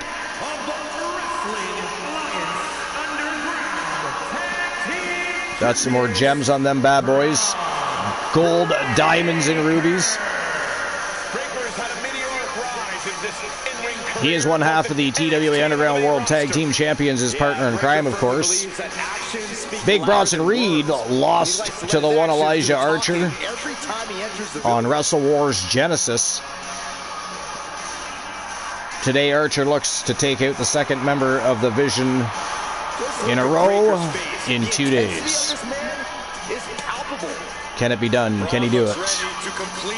Does he have enough left in the gas tank? Let's not forget, that after Wrestle Wars Genesis, he decided to fly out to TWA Legends Night. It did not have the greatest night against the Great Khali. The Great Khali whooped that ass from bell to bell. It was pretty it was interesting. Let's say that. Oh! Cody Cutter. You did what? The lengths that superstars will go in a no-holds-barred match. Yeah, I knew you were managing Khali, yeah. Mufasa picked up a new faction today, which was interesting. So not only is he the management for the most successful faction in tag team history in TWA, he is also now managing Pure Fusion Collective. Shayna Baszler, Zoe Stark, and Sonya Deville. That's awesome. What an addition to his management team. That wasn't just a move, that was a statement. I thought that was a great addition to the management team. I was wondering if somebody would pick them up eventually. I was always a fan of Sonya Deville, and I thought that Stark, Baszler, and Deville made a great team, a great heel faction for the women's division. I don't know how they managed to not re-sign them. I don't know what happened there, but they fucked up there, in my opinion. To keep him down, too soon for a cover. Oh, what a club. So far, Archer looking good in there against Braun Breaker. I probably shouldn't have said anything. I really probably shouldn't have said anything. Forget I said that. We're not going to put that out there. Archer with a table. Well, it is no holds barred. It is no holds barred. Oh, walks around to the other side and sucker punches him before he can fully turn around. That was savage right there. Oh, elbow to the face by Braun Breaker, though. Archer was playing with his food just a little too much there. Now that food might choke him. Nice Frankensteiner.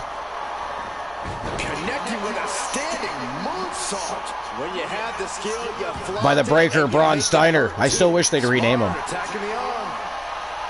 I don't think he needs to go by Braun Breaker anymore. The Breaker, Braun Steiner, or Braun the Breaker Steiner. I don't care. He should be able to carry that name now. Nobody's going to accuse him of being in his dad's or his uncle's shadow at this point. He's proven himself, keeps proving himself.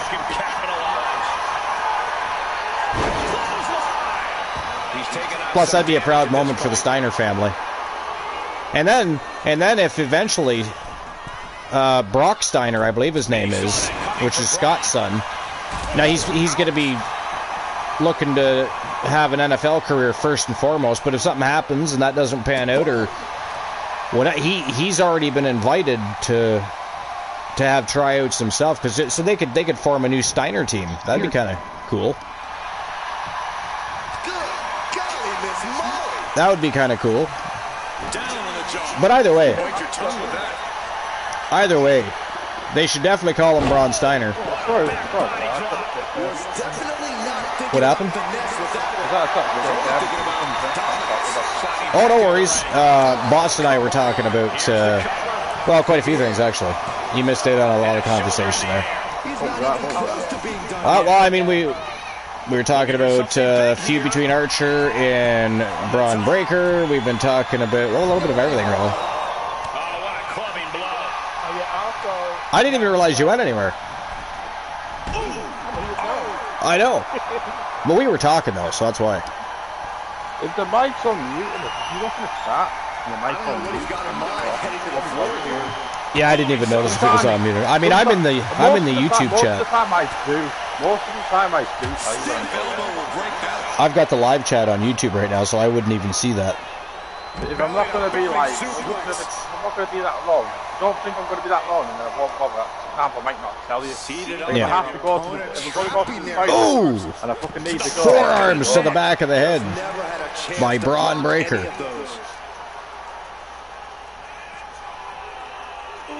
Got some like really cool. I got some really cool cards with them all. There's the question of the show. Your thoughts on Cena's final match, if you haven't already given them, or if you have an opinion or a thought about it. I also claimed RVD on the side. Yeah, I saw that. I saw that. You should have RVD join TDL. That'd be cool. Why have him all by himself when he could have backup? He could have backup by two of the best in the business.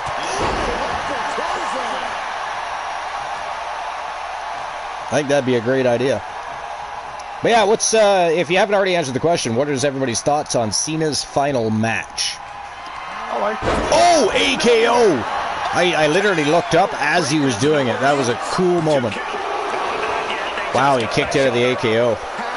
That's not good. It's not good. Oh, he did. Oh, 2 in a row. Wow. Archer, back-to-back AKOs. And that is it. That is all, ladies and gentlemen. The winner of the match and bringing their feud to a draw at even 2 matches apiece. The one, Elijah Archer with a big W. Man, their feud is just going back and forth. Back and forth. Unfortunately, you know, the rubber match doesn't even necessarily need to take place anytime soon, even though they're right in the middle of a heated rivalry, because Braun doesn't even have anything that Archer wants right now. Right now, it is actually MJF and Joe Hendry that wants what Braun has right now. So this would be a good opportunity to actually challenge the new Underground World Championship, because ultimately, Archer wants that Underground World Championship back. He was proud of that thing. He wants it back. So he can challenge the new champion, I'm thinking.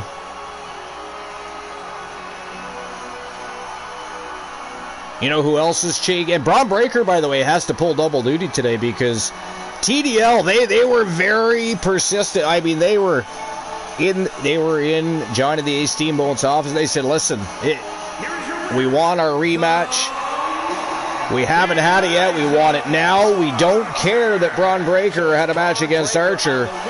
We want Bronson Reed. We want Braun Breaker. We want our championships. We want it tonight. I mean, by the time they left the office, it was a very quick phone call, and the match was booked. TDL versus The Vision, of course, the main event for today for the TWA Underground World Tag Team Championships. All right, here we go. Moving on to the next match of the day. Archer with a big win, though, over Braun Breaker. That was nice to see. All right, beginning of the betting line rounds. Of course, not here on YouTube, but it still is. I always just have to say that when it comes down to it's just the final 3 matches of any show is the betting rounds. But here we go. It is a one-on-one submission matchup. Alexis James representing Team Luke the Gooner 94, and of course, Country Dominance, taking on the reigning defending TWA Underground submission champion, Anna Jay. That is next. Oh yeah, they also have Karen. Scarlett basically comes with Carrion too, yeah. Yeah, I got all 3 of them. But you know that you knew Rocky had the Vision, right? Rocky has Braun Breaker and Bronson Reed, so he has Paul Heyman with them because the Vision, Paul Heyman's part of the Vision. Yeah, I but he said something though that he said Death Authority South could utilize, or anybody else that wants to utilize could call at this point, I guess, because did Heyman not just cut a promo with Kali? Yeah, he did. Yeah, Alexis versus Anna Jay. That is a good fucking matchup. That's what I just said. What the fuck were you doing? How dare you not listen? Fuck you son of a That bitch. is ghastly. You lazy cunt fish, you. All right, here we go. Alexis James, Anna Jay, TWA Underground Submission Championship. Let's go. Yeah, Scarlett, Karen Cross, and Aleister Black, they are the truth and consequences. Anna Jay already has the new Submission Championship too, so you'll get to see a nice up-close view of the new TWA Underground Submission Championship. And is full of Wrestling Alliance Underground Pure Championship.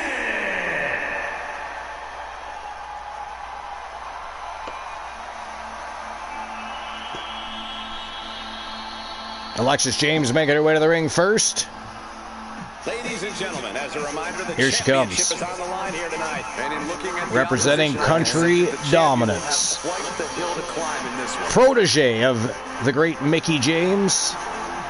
Partners in crime with Fallon Henley. They were once the TWA World's Tag Team Champions. Today, Alexis looks to tap out Anna Jay. She has guaranteed victory tonight. Or maybe choke her out, who knows? And take home that brand new TWA Underground Submission Championship.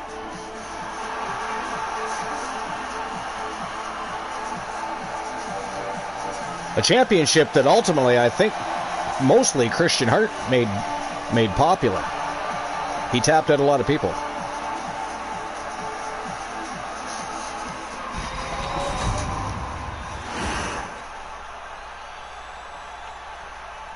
A lot of tapping happened when Christian Hart had that belt.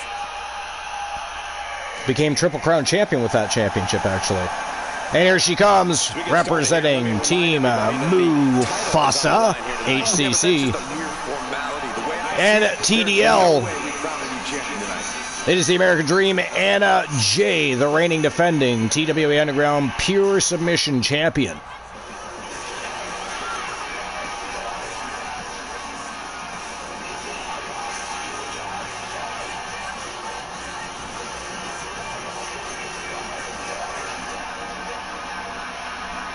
Anna Jay herself, a multiple-time champion. A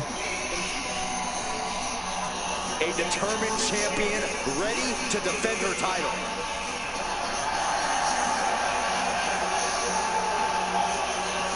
It's been another great season for TDL.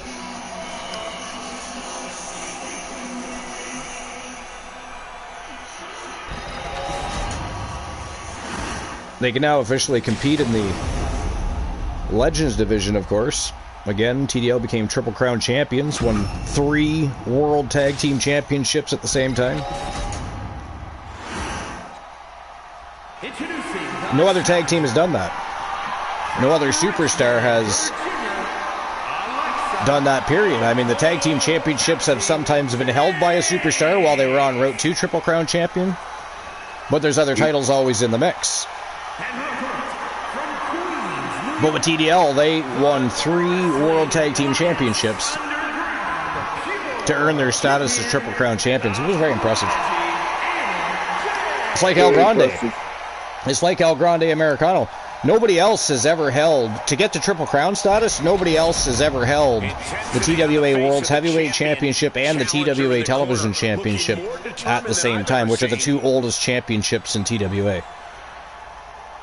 One or the other, and other championships, yes, but never both of those at the same time. And he actually holds those, and then he holds another World Championship, and then he holds a Legends Championship. Right? Like, the guy is on fire. Absolute fire. Team Infinite Oni. I mean, initially, he went in on a limb, hiring El Grande Americano. But he certainly got his dollar's worth, I would say.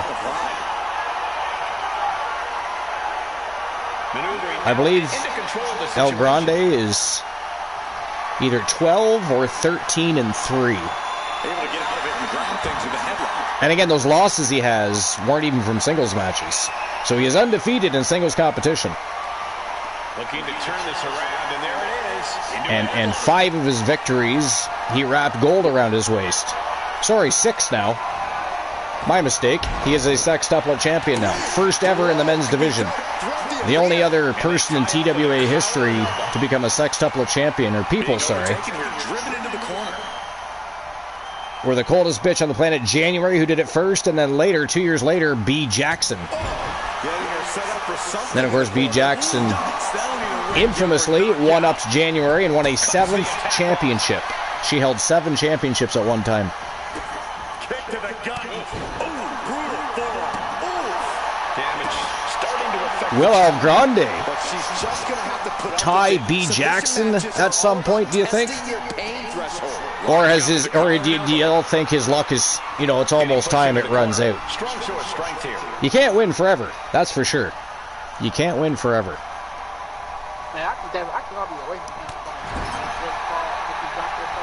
Mufasa says, I actually forgot Anna still holds that belt. Yeah, she sure does. One more time. She sure does. Hit after hit here. Yeah, she's containing the opposition real well. With Jake Paul and Anthony Joshua. Well, listen, I'm not even gonna exaggerate here. If it's a real boxing match, if it's not predetermined and money been exchanging hands, if it is a real boxing match, Anthony Joshua could put Jake Paul's lights out at any time he wants. Proving she's not going to take things lying down. Yeah, that's what I mean. I'm not even going to watch it. I'll watch the highlights or something. I don't care because I can't. First of all, I can't. I hope Anthony Joshua wouldn't. But there's nothing guaranteeing that this isn't a fixed fight. For real. Right? I'm surprised other people want to pay to watch it after all of the crap of the past. But Anthony Joshua don't knock out Jake Paul in the first round.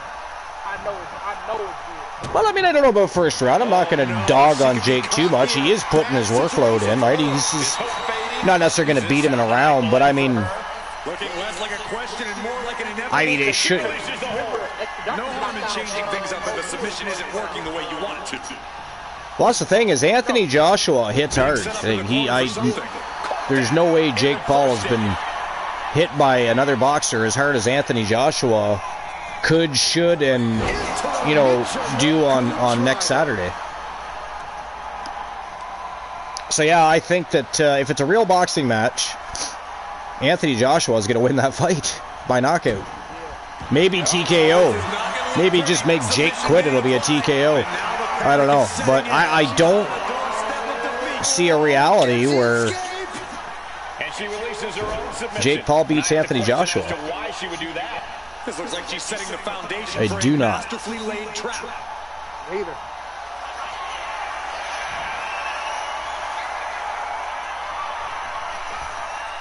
Oh, here we go. Ooh, busted open Alexis James, she did. Anna Jay bleeding. Looks like just above the... Oh, no, it's beside the left eye there. Oh, that is it. That is all, ladies and gentlemen. The winner of the match, and still your TWA Underground submission champion, representing TDL and Team Mufasa HCC, the American Dream, Anna Jay, with a big win over Alexis James and going home with the gold. She is still your submission champion, folks. Congratulations to Team Mufasa HCC. Ooh. Alexis looked good in the beginning, but Anna Jay turned that match around and just kept the pace, kept the pressure on Alexis, wasn't giving her an inch of room to breathe. And a variation of the camel clutch forces Alexis James to tap out, to give up. How dare she give up? So often you see Alexis James. What do you think of the new design of the Underground Championship? I hear snow. Does that mean Infinite Oni snuck in? Because usually when I hear that, Oni is here. I actually don't know really. I think somebody told me what it was once before, but I forget exactly what it is. But there it is. She is your TWA Underground submission champion reigning, defending, and at this point undisputed because nobody seems to be able to beat her for that championship belt. So congratulations again to Anna Jay. It's co-main event time. Co-main event time. It is for the men's Underground Pure Submission Championship. Oni Shinobi from Team Oni Shinobi FU taking on the Beast Incarnate, Brock Lesnar. Can Oni Shinobi beat the Beast Incarnate? Or does the Beast Incarnate eat Oni Shinobi for an afternoon snack and take home his championship? let's not forget he did defeat the Iceman Christian Hart to win that championship.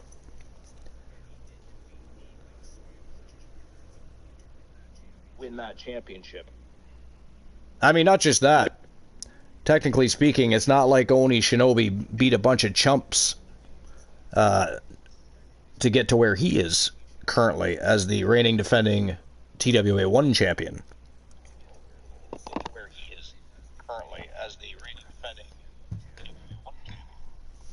I love it when I can hear myself. If I was to sing a song, I'd be like kind of serenading to myself. Kind of weird, so I'm not going to do that, but... Alright, here we go. Oni Shinobi and the Ninja Assassin versus the Beast Incarnate, Brock Lesnar. Let's go. Who's walking out with all their limbs and some championship gold? The champion or the challenger? The following is a submission match and is Mufasa says, I'll talk to Galaxy Phantom about that. Okay. Sounds good. Let me know how that goes. I actually forgot I already read that.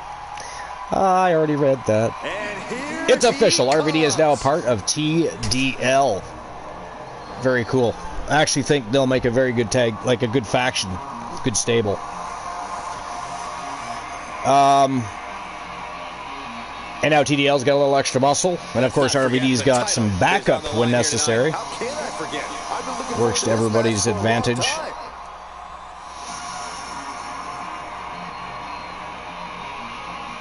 Oh, apparently I forgot to change the, it still says TWA Underground Championship Unification Edition. We're not unifying anything today. That was back when TWA Underground took out WCW. The former TWA's version of WCW anyways. Now defunct for the second time. At rest where it belongs. Underground reigns supreme. And of course Wrestle Wars Genesis.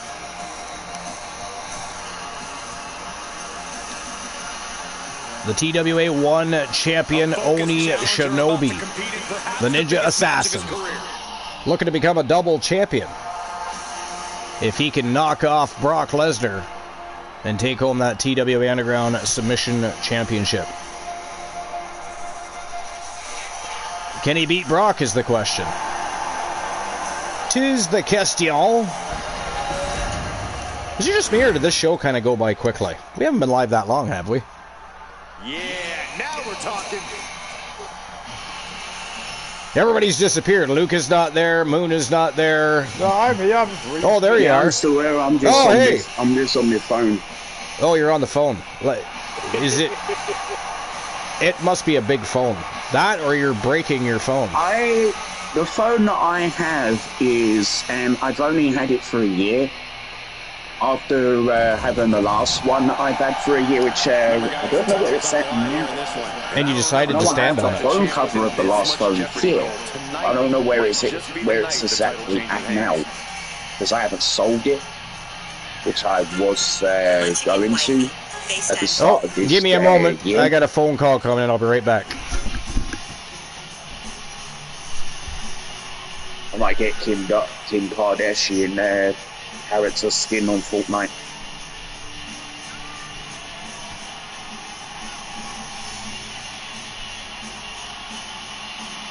Wanted to get her this morning, but then it was just like, oh, save it until later. I've only got around about 4 hours left. The pressures of being champion are very real, but this guy is ready for it.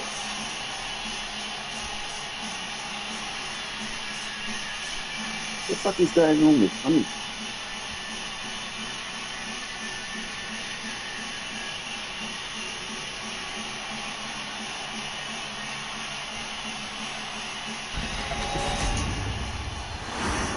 Yeah, she changed. I think she changed their name. I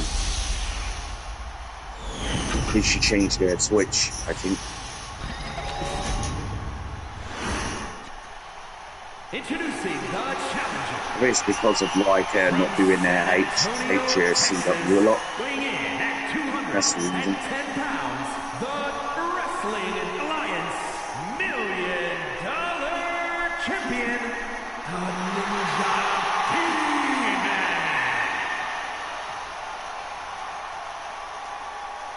And his opponent, from Minneapolis, Minnesota, weighing in at 295 pounds, the Wrestling Alliance Underground Pure Champion, Brock Lesnar.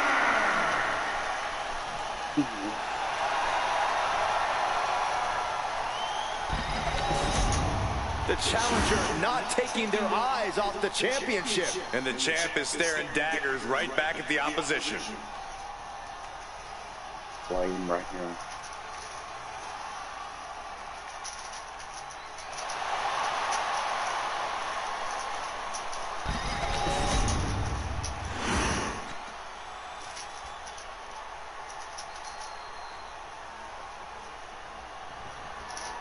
After plenty of hype and social media chatter, the bell has finally been rung on this championship match. The time for talk is over. These superstars are ready to settle this and determine who gets to hold the title.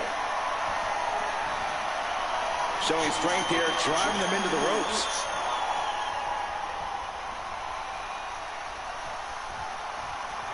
Ooh! Counter. He knew just what to do. Locks up.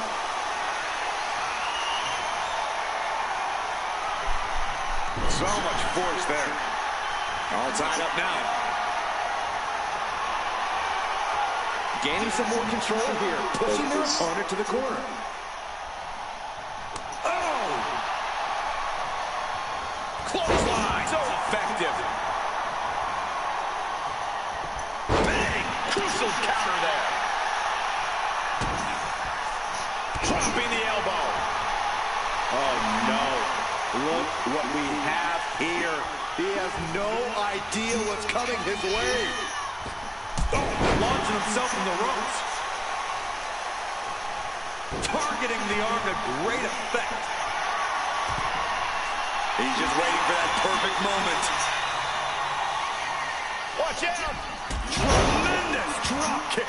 The champ has absorbed some damage. A submission match is all about wear and tear, Cole. He'll do well to remember that moving forward. Winning a submission match really requires every tool in a superstar's toolbox. Strength, technique, stamina, and in-ring IQ. Yeah, weakness in any of those areas is going to make this match an uphill battle. The most well-rounded superstar in the ring has the best chance here. Being carried around now. Check their face after that one. Right to the midsection. Right to the gut. Just using their foot as a weapon. Boot right to the throat.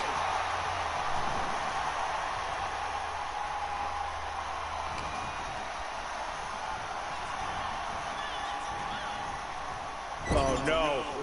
He is donning the Crimson Mask. What a callous attack. Oh! And he's going to the outside, which will start a count-out. Is this the Brock? Thunderous impact. Oh, hold on. Is he thinking of a submission here? Oh, that looks like a torturous position to be in. And he has no Pretty sure he is. Out of a submission. Yeah, I but think who it's knows the what damage has been done.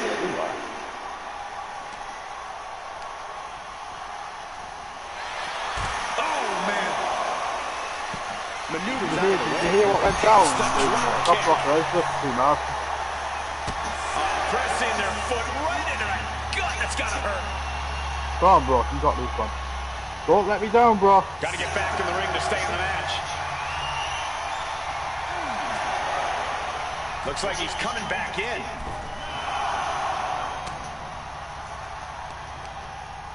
A reversal. He saw that coming. Brutal club. Jeez, that was close. That We're was one close, count man. away from that. Do you use 10 count in your universe, or do you use 20? I think it was I think it was this, one of the recent events I used, the New Japan Pro Wrestling, because New Japan does it. They do the 10 count, the 20 count thing. That's what I think. That's what I do. I think that's going to be. I think that's going to be a thing in for my show officially starting next season, like for the whole season. In 2K26, going to be a 20 count thing. Yeah, we do 20 count out. Oh, look at this! German suplex, and not done yet. Yeah, it's going to be. Wicked German suplexes. Uh-oh. Batten down the hatches. F5! Thunderous! Devastating maneuver by the champion.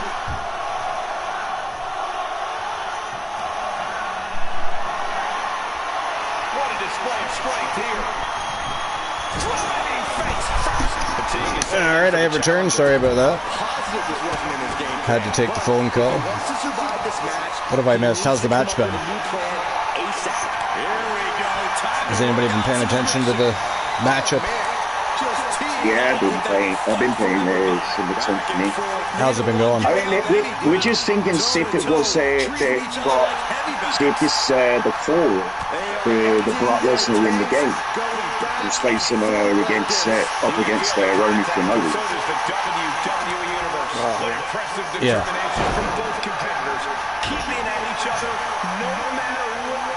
But how's the match been, though? It's been good so far. Good so far? Okay. That's kind of what I was looking for, because He almost got counted out. He got back to the ring. Excellent. We do not want to count it. We've got all show with no count it. We don't want one now. By the time Brock got to the ring, the referee went 9, so it was close. Brock. Is Brock defending his title? He's defending his submission championship against Tony Shinobi. Locks in the submission. But Oni Shinobi right away kicks him right in the face. Oh, Lesnar! There we go. F5 to the Ninja Assassin. Chance to retain here. The champ might have put this on the bed. Somebody do some fucking damage. I tell you that. If Brock locks into submission on that body, he might tap you out. Yeah, I mean, doesn't matter what limb of yours he grabs, he might twist it right off your body. Yeah, Yeah, he does, yeah. I'll tell you what. But if you have that strength, to do that to Brock fucking Lesnar, it's pretty unreal, man. Oni Shinobi's a strong man. Oh, look at this! Yo! Brock was like, what in the hell is he doing? Got nailed with the drop kick. Some little bit of acrobatics there by the Ninja Assassin. I've always been a big Brock fan. To be fair, I guess ninjas are known for their athleticism and acrobatics, so I guess there's that. I guess it makes sense, doesn't it? Scoop slam. Getting up on wobbly legs, but he'll soon be put back down. Ninja Assassin setting him up. And another big drop kick, this time right to the face. Taking on so much offense. You gotta worry about the lingering effects. Inverted DDT. Good night. It just got as bad as it could for the champ. At this juncture, you have to wonder if these superstars can Lesnar counters, though. Uh-oh. Oh, no! Another F5 from the Beast Incarnate. He might try to lock that arm up. Oh, he's going for a variation of the camel clutch while he rips the eyeballs out of Oni Shinobi, and that is it. That is all. Ladies and gentlemen, the winner of the matchup and still your TWA Underground submission champion, the Beast Incarnate, Brock Lesnar. Wait a minute, who has Brock Lesnar again? Team Arsenal, isn't it? Yeah. Team Luke the Gooner 94 now managing. I snapped him up because I knew you did. He was going to take him. Oh, somebody was definitely going to take him because Oni released him as a champion. Right? So he was already the pure submission champion. I wasn't really thinking about anyone else, but when I seen Orton release some dresses, I was like, hang on a minute, let me try to grab one of those. I mean, that means it's been a great day for Team Arsenal, right? I mean, Alexis James did not win her match, but Team Arsenal won. Cody Rhodes and the Gooner won, and now Brock Lesnar retains his gold. So overall, a good day for Team Arsenal. Yeah, it is, yeah. You can't complain too much, but I like the Alexis to win, but I mean, obviously Stars can't win, so. Well, I didn't see the whole match, but if the first half of the match was as good as the rest of the match that I saw, that was a fantastic submission match. Although I'm not a big fan of countouts, so that would have drove me nuts, almost seeing a countout take place. I probably would have been cursing until they got to... He wasn't giving up that title. No way. There you have it, folks. Your reigning and defending and undisputed TWA Underground submission champion. The part of Team Arsenal, Brock Lesnar. All right, main event time. Here we go. The one we've all been waiting for. 2 out of 3 tag falls. It is Eric Dangerous from Team Galaxy Phantom and Mufasa, the Future M, from Team Mufasa HCC. They're taking on Braun Breaker and Big Bronson Reed. It is TDL versus The Vision for the Underground World Tag Team Championships. Let's go. If anybody wants what? If anybody wants to complain, you should have snapped up Brock Lesnar before I did. Yeah, you got him quick. I'm surprised I got him that quick, to be honest. And Mufasa picked up RVD and Pure Fusion Collective too. I mean, those were some good picks. Yeah. I was fairly impressed with that. I was glad to see. Thanks for these Christmas presents, Donnie. Do that more often, please. I was glad to see that somebody finally picked up Pure Fusion Collective. Again, I was a fan of theirs. I thought they were a great heel faction for the women's division. I couldn't believe it when they all started to just get released. And I was like, what? You literally just took your best heel faction in the women's division and let them go. Why? I say, why? Actually, I ask. I don't say. I say and I ask. To ask, I must say. But, I mean, it's crazy. And so, I was surprised nobody got Aleister Black. I picked him up. Oh, yeah. Well, I mean, Aleister Black was pretty freshly released at that point, I think. Oh, yeah. All right, here we go. TDL versus The Vision for the TWA Underground World Tag Team Championships. Best 2 out of 3 tag falls. Let's go.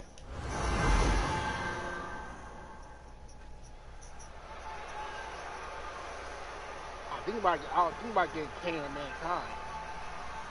Got what? And here they come. I think about getting Kane and Mankind. Oh.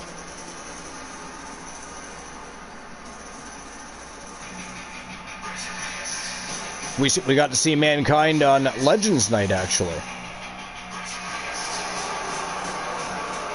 This is a big-time opportunity, Byron, as the title will be on the line. And we were all talking about how he was the favorite of the Mick Foley, the 4 faces of Foley. I mean, in Michael Cole and everything, they like to say the 3 faces of Foley, but I mean, he also wrestled as Mick Foley, so technically he's got 4 faces. Right? He's got Cactus Jack, Dude Love, Mankind, and then himself. So, 4 faces of Foley, not 3. 4. I say. I say 4 too. They are the reigning defending TWA World's Tag Team Champions. Representing Team Galaxy Phantom and Team Mufasa HCC. They're looking to become double tag team champions here today. Certainly wouldn't be the first time that happened. Again, they entered the Hall of Legendary Accomplishments by way of winning 3 world championships back-to-back to hold 3 at the same time. No other wrestlers going into the Hall of Legendary Accomplishments has ever achieved that.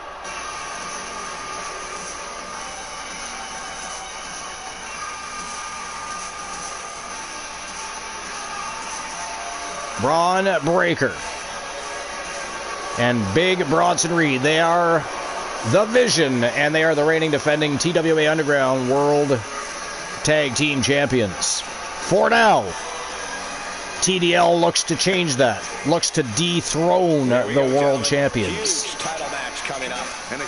Bronson Reed and Braun Breaker both coming off a loss. Matter of fact, Braun Breaker lost earlier tonight to Elijah Archer.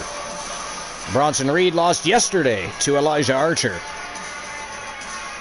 Likely neither of them are at 100% for this matchup. Can TDL take advantage of that?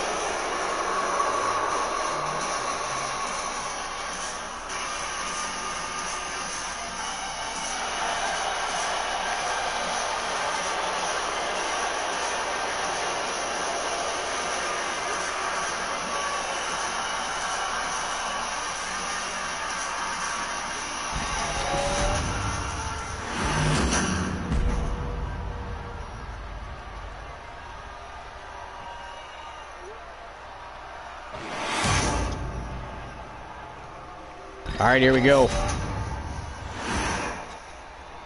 The following contest is a 2 out of 3 falls match and is for the Wrestling Alliance Underground Tag Team Championship. All right, who starts the match? I'm going to say Eric Dangerous and Breaker.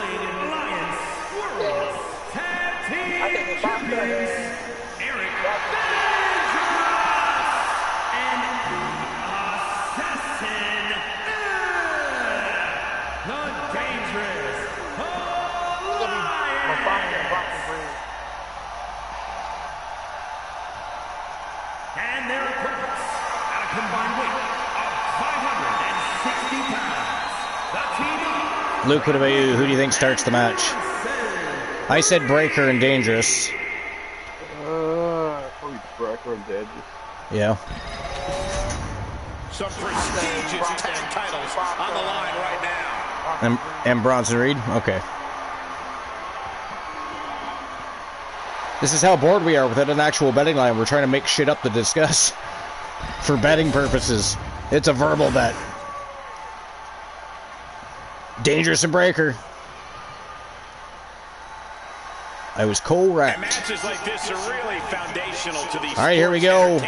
Look at that, Eric Dangerous starting off quick, swinging neck breaker to Braun Breaker. Again, let's not forget he's not going to be at 100%. He just lost a matchup to the one Elijah Archer earlier this evening, pulling double duty as he and Bronson Reed look to defend their tag team championships.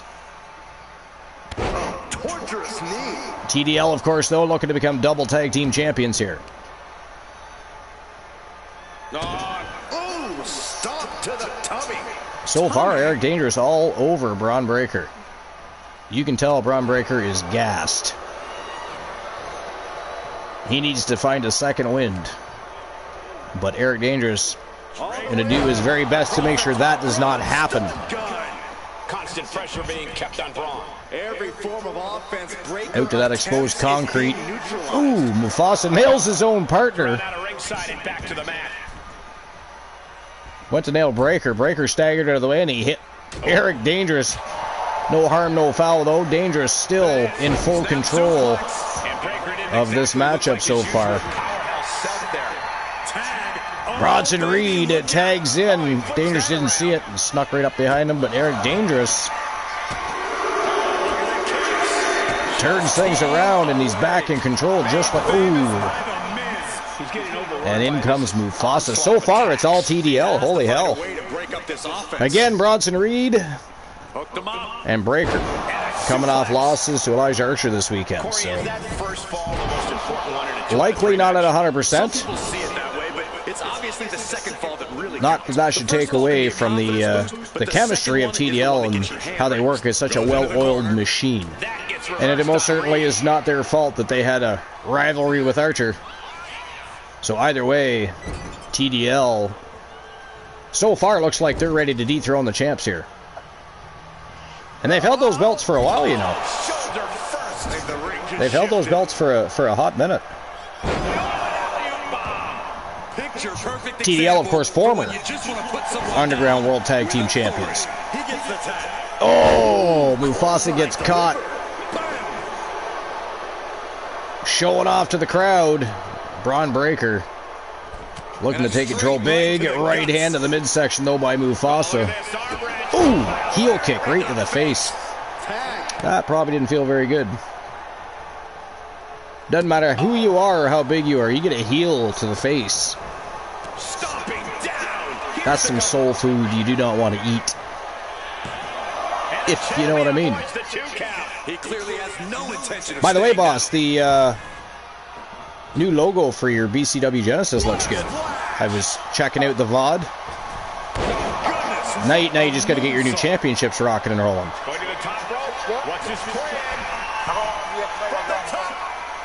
Big flying elbow drop.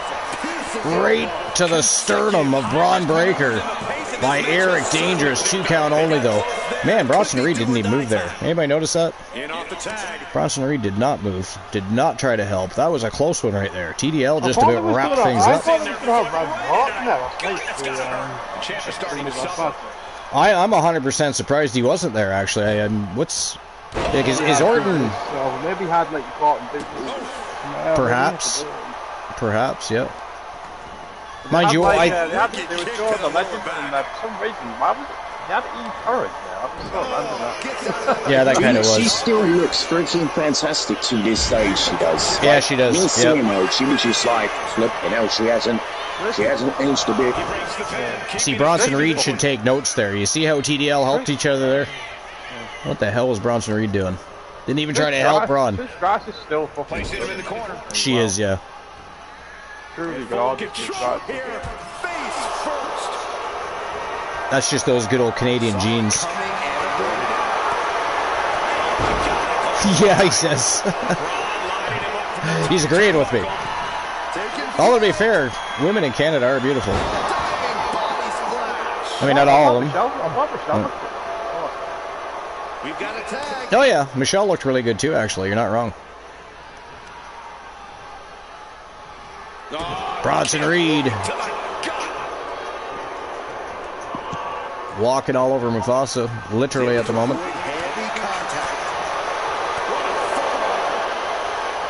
Oh, Braun grabbed, and the referee didn't even see that. Referee did not see. The crowd seen it. They are booing. They were not happy with that. Where was the referee? They did, but is she in the Hall of Fame? Is she in the Hall of Fame? Like, I don't know.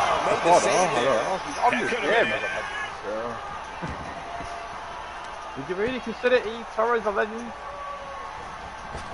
I mean, I don't really think she did enough to be considered a legend, but that's just my opinion, I guess. Oh, look at this! A triangle on Bronson Reed. Oh, he let him go. Why would he let him go? Mufasa, what are you doing? Would you consider Michelle McCool a legend or not? Well, yeah, yeah. More of a legend than Eve Torres. Fucking hell. Anyway, like... If someone said they're not top 10 wrestlers, I don't think Michelle is a top 10 wrestler, but I'd say she's a top 20 women's wrestler. You know what I mean? Like, yeah. I wouldn't put her in a top 10 best women's wrestler, but I would put her in the top 20 best women's wrestler. Yeah, I don't know. I don't know if I would consider Eve Torres a legend, but Michelle McCool, yes. I don't think she's in the top 10 or top 20 for that matter. I don't even know if she'd be in a top 50. I don't either. I don't think she's that good. No. Really do anything. She was easy on the eyes. Oh, look at that. 1-0 for TDL. Ooh. Oh, TDL looking to wrap things up. And that is it. That is all, ladies and gentlemen, the winners of the best 2 out of 3 tag team falls. And your new TWA Underground World Tag Team Champions, Eric Dangerous The Future and Mufasa. They are TDL, and they are once again your Underground World Tag Team Champions, and they are also once again double World Tag Team Champions. So congratulations to Mufasa and Galaxy Phantom. And of course TDL. Huge win in the main event of today's TWA Underground.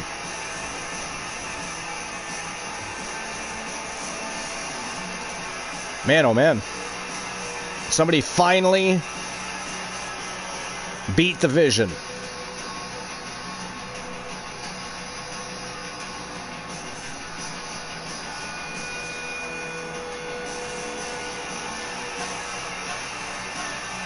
Apollo's Kurt, now he's got to be in his 50s. What's that? It's Kurt Howell's Kurt Angle, now he's got to be in his 50s. That much is it not? Kurt Angle, he'd be in his 50s now. Gotta be, I mean. Yeah. I think maybe early to mid 50s. Kurt Angle would be.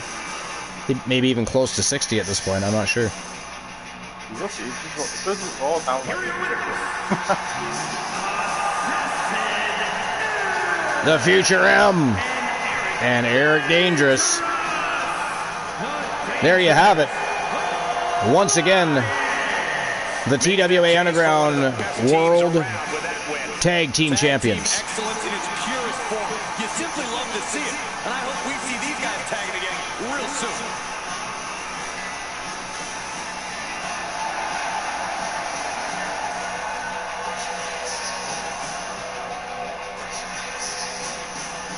I still think you'll see John Cena make some appearances and he'll like in the future that he'll come to deliver to somebody. Yeah. Say that. I think you'll see. Yeah, I think you'll see him do an attitude just to somebody or something. I think you'll see Team Arsenal sniffing those gold real soon. The way they performed today was like that was a great match. I think so. Yeah. Now I think at this point, I'm sure the Vision's going to want a rematch down the line, but I mean at this point I think it's probably we're going to have to see Death Authority South and Team Arsenal. And Team Arsenal face off. The winners of that match move on to face TDL. I might have just created. I might have created the greatest faction in our TWA. One of the greatest factions in our TWA. I mean, you might have. Because, especially with the addition of Brock Lesnar and Cody Rhodes, like, what the fuck, man? Like, that shouldn't be allowed, that. All right, well, that is a wrap for TWA Underground as far as our 9-match event card. Fantastic card it was, too. That was a lot of fun. A lot of great matches today. Very exciting.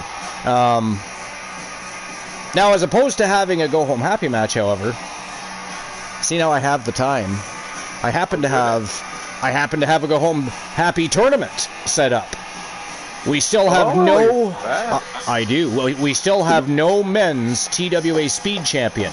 Last time it came down to Aleister Black and El Grande Americano. Now, the thing is, I was going to let them square off for the championship, but when that happened to the women, I did not do that. I had new competitors, because every week, every title defense is supposed to be new competitors. So I thought it only fair. Instead of doing that, I'm having a tournament. They are in the tournament, and they will face off against each other in the quarterfinals to see which one of them moves on to try and claim the Speed Championship and tournament win again. So, that's what we're doing next, but a great TWA Underground. New tag team champions in TDL. Brock Lesnar, of course, retained his Pure Submission Championship. Anna Jay retained her championship. Melissa Archer, however, in the tone setter of the day, lost the TWA 1 Championship to Tessa James. Tessa James from Death Authority West. So it's been a very interesting day. 4 championships, 2 new champions. But that's a wrap for TWA Underground, so let's move on to our Speed Championship Gold Rush Tournament. Gold Rush. Not too bad, mate. Not too bad. Gold All right. Tournament, eh? Gold Rush Tournament. Yeah.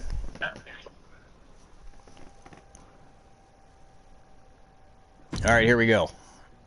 Let's have a look at the quarterfinals. Starting off in the first match of the quarterfinals, Mufasa is going to be stepping back into the squared circle. It is Mufasa versus Javon Evans. Second match of the quarterfinals, El Grande Americano versus Aleister Black. Again, they were the final two in the last tournament, but it was a countout. Therefore, there was no champion crowned. Third match of the quarterfinals, it is Luke the Gooner versus Dirty Dom from Ego Club. And last but not least, Ricky Saints, representing Phenomenal Soul, taking on another member of the Ego Club, Zach Payne. Imagine if it ends up being Zach versus Dirty Dom. Teammates gotta fight each other. That'd be kind of cool, actually, to be fair. I think, don't you guys? I think it will. All right. Well, it's a speed tournament, so let's not waste any time. Let's make haste. Mufasa versus Javon Evans is first, and next, let's get things rocking and rolling. Again, they are 5-minute time limits. That is all you must beat. That means you gotta keep things high octane, fast pace. You gotta keep the pressure against your opponent at all times to keep the pace of the match going. Otherwise, you're never going to defeat your opponent in 5 minutes. Oh, shit.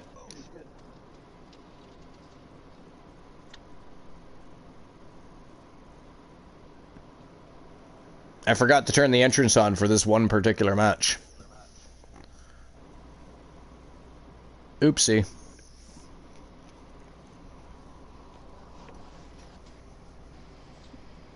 So no entrances for Javon Evans and Mufasa.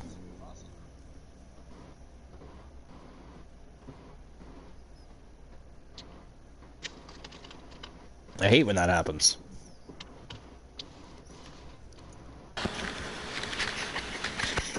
It's like bringing out your champion with no championship belt. And here we go in this tournament matchup. Here we go. The clock has started. Weirdly enough, the clock actually started before the bell rang. Literally, the timekeeper fucked them over there by at least 3 seconds. Javon Evans off to a quick start here.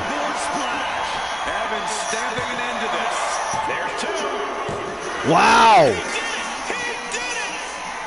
Maybe it was a bad idea that Mufasa went from winning tag team championships against the Vision right into a speed championship tournament.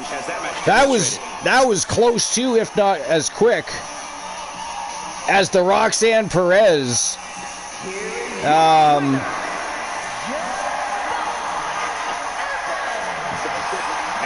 Who did she face in the speed? It was who was the speed champion? Queen Dust. It was Queen Dust, yeah. That's what it means when Javon Evans says that might have been quicker. I mean, it took us 3 attempts to get a speed champion in the women's division, and now there's been 4 of them, so I forget. I'm pretty sure it was Queen Dust, though, that Roxanne Perez beat. And now Javon Evans just did the same thing to Mufasa. What the hell? What in the hell?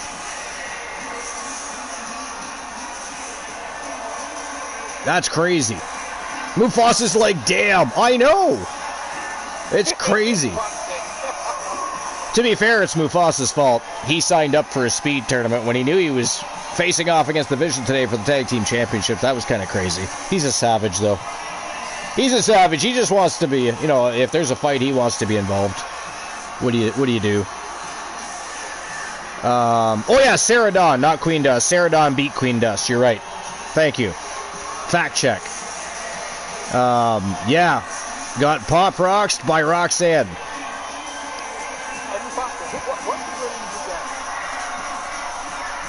What's the what?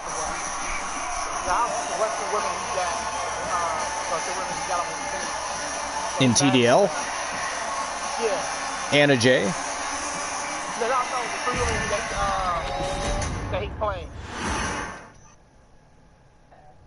What? Did he claim 3 women from the claim section? Oh, Pure Fusion Collective. Shayna Baszler, Zoe Stark, and Sonya Deville. Okay. All right, here we go. Matchup number 2 in the quarterfinals already. This time it is El Grande Americano taking on Aleister Black. That is next. Who's going to move on to face Devon Evans, who won in the blink of an eye? We're going to find out. We're going to find out right now. But that was crazy, though. That was crazy. But that's exactly what that reminded me. Obviously, different movesets and everything else, you know, but I mean, that very much reminded me of what Roxanne did to Sarah Dawn. They had, both matches had to have been less than 10 seconds. Had to have been. That is next. And it'll be hard to tell with that one, too, because I'm pretty sure either 3, maybe 4 seconds. They got screwed over by that time allotment because the clock started before the bell rang. All right, here we go. The sextuplet champion, El Grande Americano, versus Aleister Black. Here we go, guys. The following contest is a championship tournament match. Making his way to the ring. I still can't believe he's got 6 championships. Funny as hell.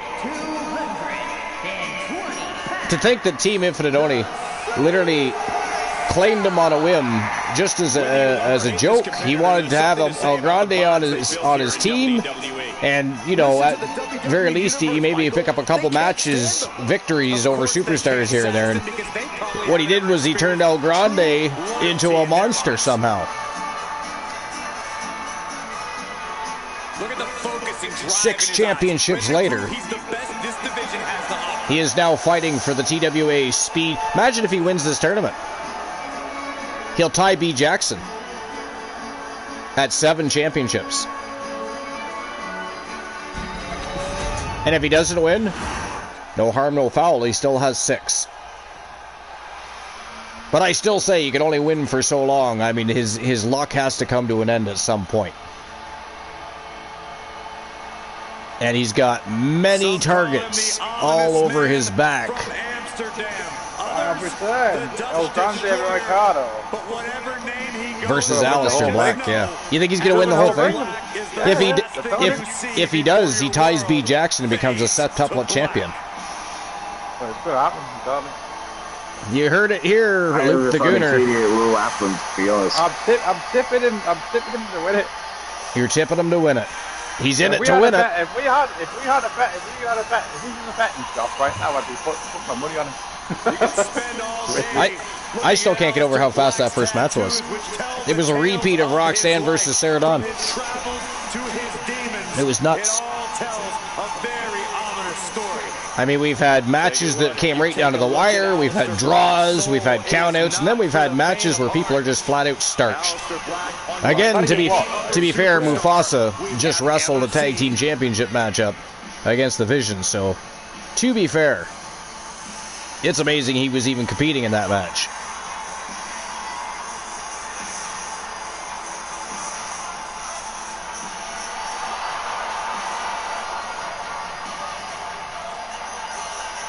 If you ask me to describe Aleister Black in one word, Aleister Black. Imposing. I agree with you wholeheartedly, Cole. I wouldn't consider it. I wouldn't consider it legend. No. Random actually was there. Are we still on that? Yeah, but I don't though, no. No, because I went away and came back, that's why. I went away and came back. Yeah, I absolutely don't consider Eve Torres a legend. That's the last thing I was talking about when I went to there for a moment. I mean, define legend. What makes her a legend? I don't know. I don't. Well, I don't know. I can't remember any of the matches.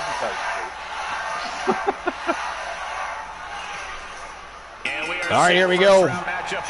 Finally, the clock starts properly this time. Last time it started ahead of the bell. Oh! Spinning heel kick right to the side of the head. What the hell? 2 matches in a row? Are you kidding me? What the fuck just happened there? Aleister Black spinning heel kick to the head. Apparently knocked El Grande out cold. Well, so goes my fucking prediction. Fucking hell. Wow. My prediction just went up in smoke. That's insane. A taxing victory here. Getting it done the hard way. This was a display. 2 matches in the books already. What the frig? And to think how long it took us to even get a champion in the women's division. It took 3 attempts. Because the matches just kept going so long, and or they kept fighting outside of the ring and getting counted out. Now we can't seem to keep champions, and these guys are ripping through this tournament so far. Wow. So Aleister Black, ladies and gentlemen, moving on to the semi-finals of this Gold Rush tournament for the vacant TWA Speed Championship. He will face Javon Evans in the semi-finals. Up next, it is the Gooner, Luke Ballmer, taking on the Eagle Club's own Dirty Dom. Who's moving on to the semi-finals? We're going to find out right now. Here we go. All right, Moon, Gooner, or Dirty Dom? Gooner. Gooner. Boss? Gooner. Gooner? Yeah, I'm going for Gooner here, too. I think Dom's going to come in all cocky, and Gooner's going to lay him out cold with a Gooner clash. Maybe it'll be longer than 20 seconds.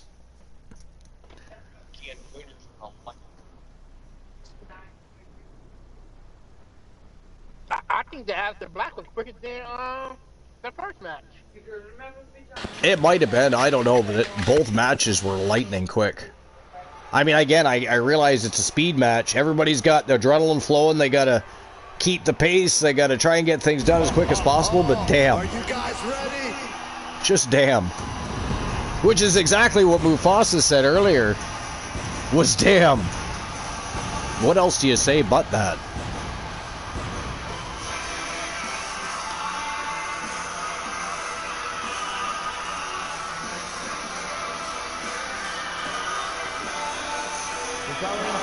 Here he comes from Team Luke the Gooner 94. It is the Gooner Luke Ballmer. Making his way to the ring from Manchester, England, weighing in at 228 pounds,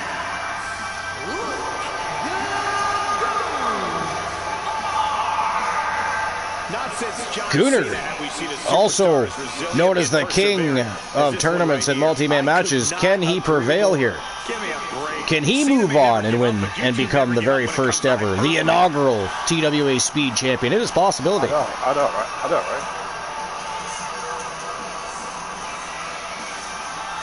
I wonder how Gooner's gonna win speed matches. He's never been in a title match before. Well, we're about to find out.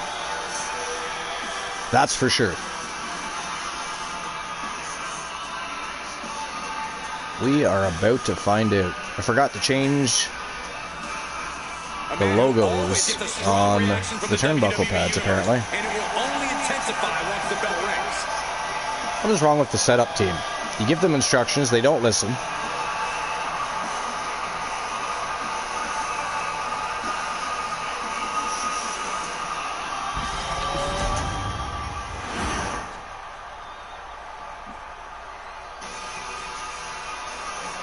And his opponent, here comes the ultimate third-generation superstar, representing the Ego Club and Team Ace Hunter, it is Dirty Dominic Mysterio,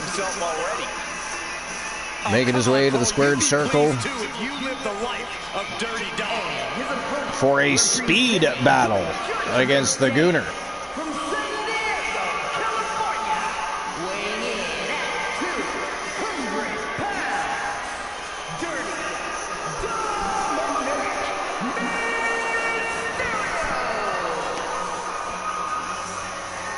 We're in the third match of the quarterfinals already. We just started. Isn't that insane? Young superstar in all of WWE. Was that was like, you're talking German now. That was German for yes. Shoes to fill, and he has certainly done all that he can, for better or worse, to make a name for himself in this industry.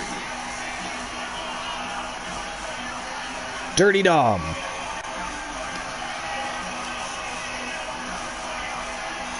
Boss Apollo says Dirty Dom is losing. Moon Raider says Dom is losing.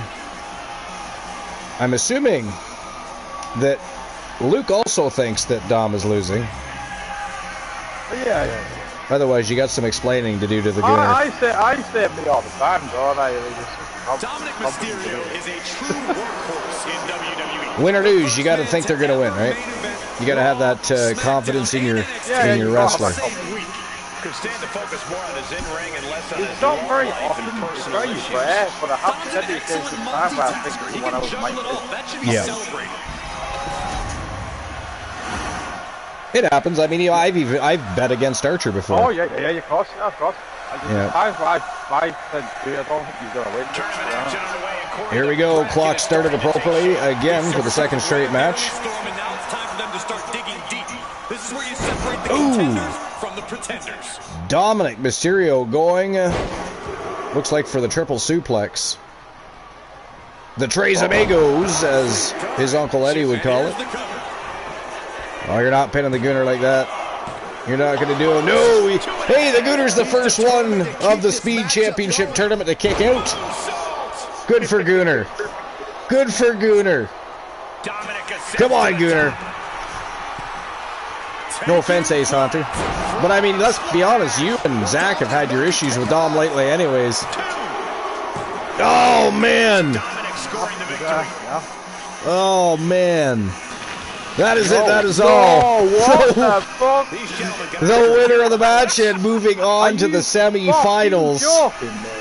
Dirty Dominic Mysterio representing the Ego Club. Fuck this shit. I'm gone. Where's putting this food? How the fuck was that? No way. I guess Luke can't win 2 matches in a row today.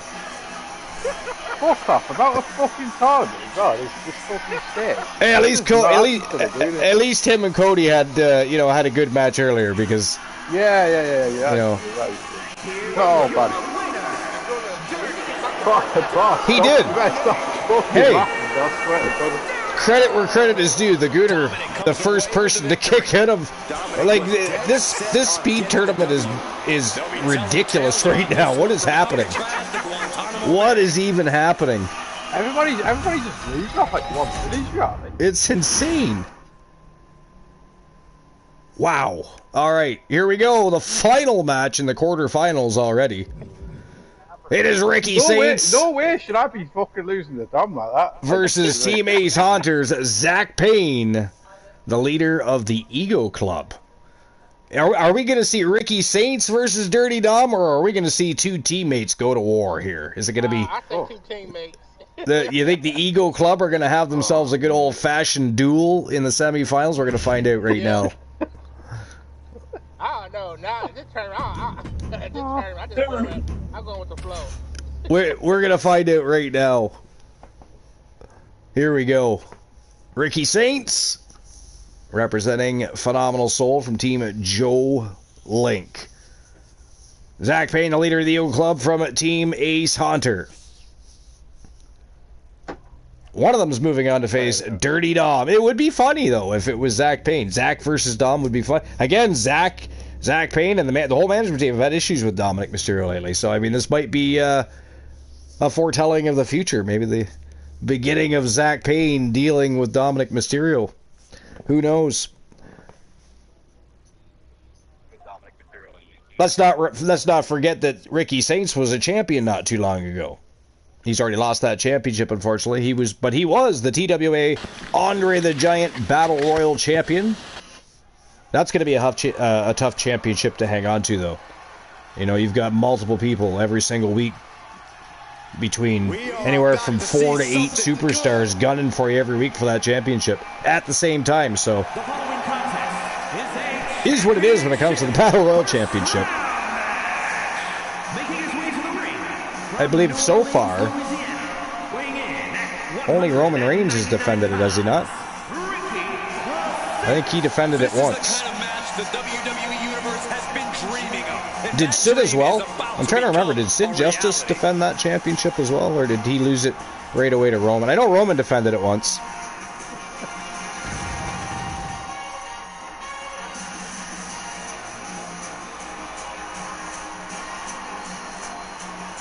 Ricky Saints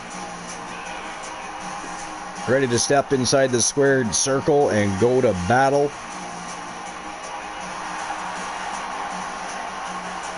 With Zach Payne.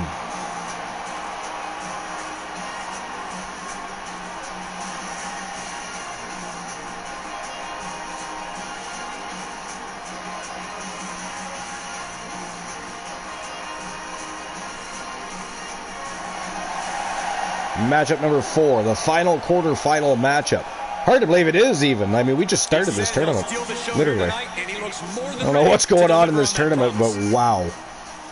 Everybody drink from the same steroid punch bowl or something? Like, what is going on? All right, I love this guy. Here we go. What is going on? Well, can we have the entrances to be longer than the match?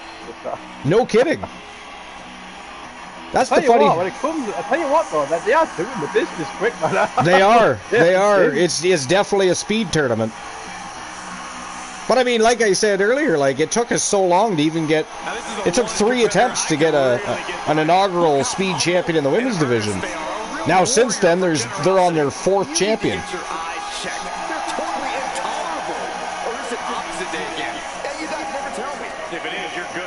No men's champion yet, but that's what we're here to accomplish that today. But man, I think we will get these champions.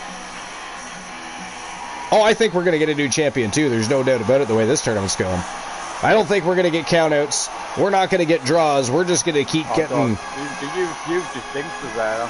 Yeah, maybe I shouldn't have said that. How dare I? How dare I? I know. How dare you bring that up? How fucking dare you?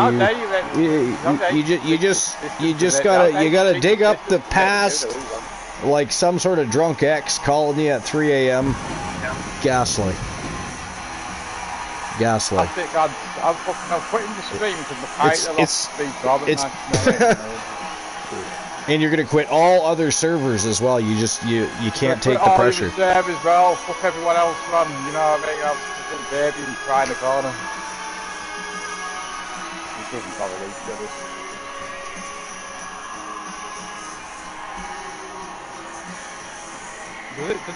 suck to see the character lose? Yeah, so he's had his moments.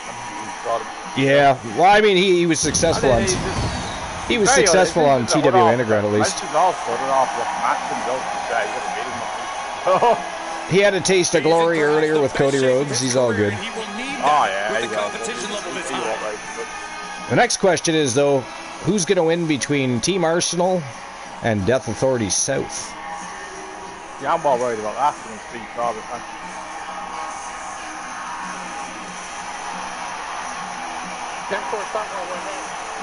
Death Authority South going to win that one, boss says. He's talking mad trash over there. To be fair, Joe and JoJo are an extraordinary tag team.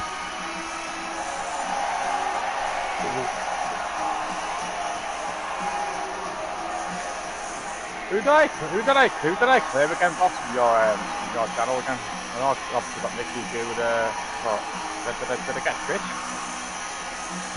think I did, didn't I? Got 69. Alright, here we go. The clock is about to start ticking. Payne and Saints ready to lock horns. Let's go. Oh! Damn! Step up Enziguri right off the hop. Ricky Saints didn't see that one coming. Zach Payne wasted no time. Drops him right on the back of his neck. Wow! Wow! Okay. So, I don't know. It's got to be glitched, hasn't it? How is it that the women have had such a tough time, but the men are there? I mean, it's like a hot knife through butter, this tournament. It's crazy. I mean, we might see new speed champions all the time at this rate. He's definitely a superstar to watch in the Western Yeah, Wow. spectacular performance. Viewers match rating, bad. Nobody got to see anything. If anybody sneezed, they missed that fucking matchup right there. Wowzers. So Zach Payne. That like one, and all these matches ended up like one finish. So now we have Zach Payne and Dirty Dom squaring off against each other in the semifinals. Teammates. The Ego Club versus the Ego Club. Whoa. All right. Here we go. We're on to the semifinals already. I think we should do that go home happy match now, don't you think? we might have to. We might have to just to have a match longer than 10 seconds. Let's do a John Cena match, tribute match. John Cena tribute match. Interesting. We could do that. John Cena versus Gunther. If you want to do that. All right. It's funny because I had that on my LCW show, didn't I? All right, here we go. Javon Evans versus Aleister Black in the first match of the semifinals. Next, it will be the Ego Club going to battle as Dirty Dom and Zach Payne square off against each other for a chance to move on to the finals with the right to fight for the vacant TWA Speed Championship. Let's go. We should do John Cena versus Kurt Angle. Yeah. John Cena versus Kurt Angle? Yeah. Okay. We could do that. I mean, believe me, it won't be long from now. The way it's like, going, it won't be fucking... No, not even. It's kind of crazy. Kind of crazy. Should we make that a submission match then? John Cena versus Angle? Well, his final match was a submission match, technically. Well, it wasn't, actually. It was not. Just Gunther chose to use submission as a form of beating him. But just keep it on our match. Yeah, just one-on-one. John Cena, Kurt Angle.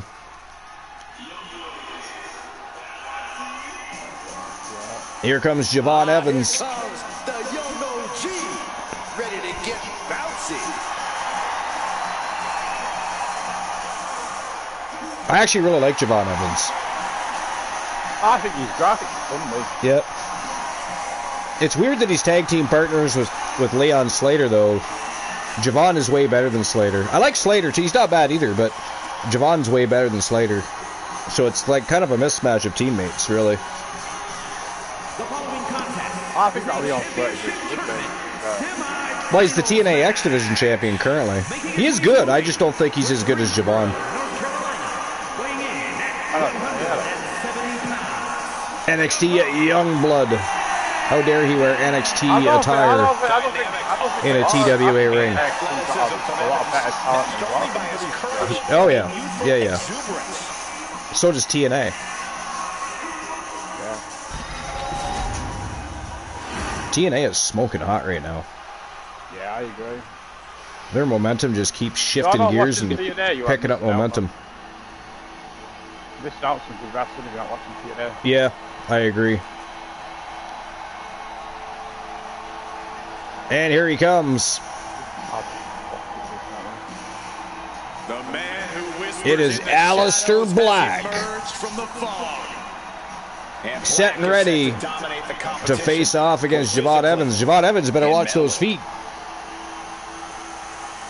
Because he took El Grande Americano, our TWA sextuplet champion, and beat him with a kick to the head within seconds. But I'm imagining him now. It was a spinning heel kick right to the side of the head. Poof, he was out. Done. Aleister was playing no games with El Grande Americano. He's been watching. He knows what's going on. He's not getting caught in any traps by El Grande. He eliminated him fast. Thanks for coming out. Lovely parting gifts next time, Grande.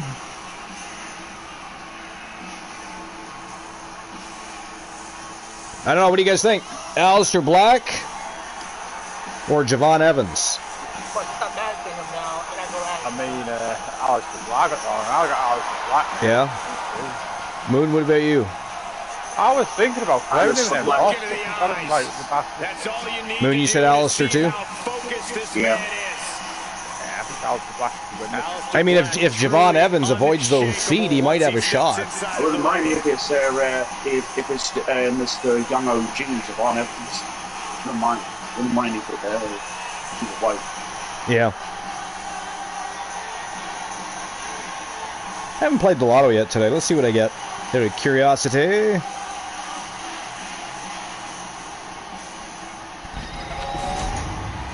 .084. What are the numbers again? 658. Yeah, I'm nowhere near. Let's play the dice game, which I believe Rocky Blazing Star is still winning with a pair of sixes.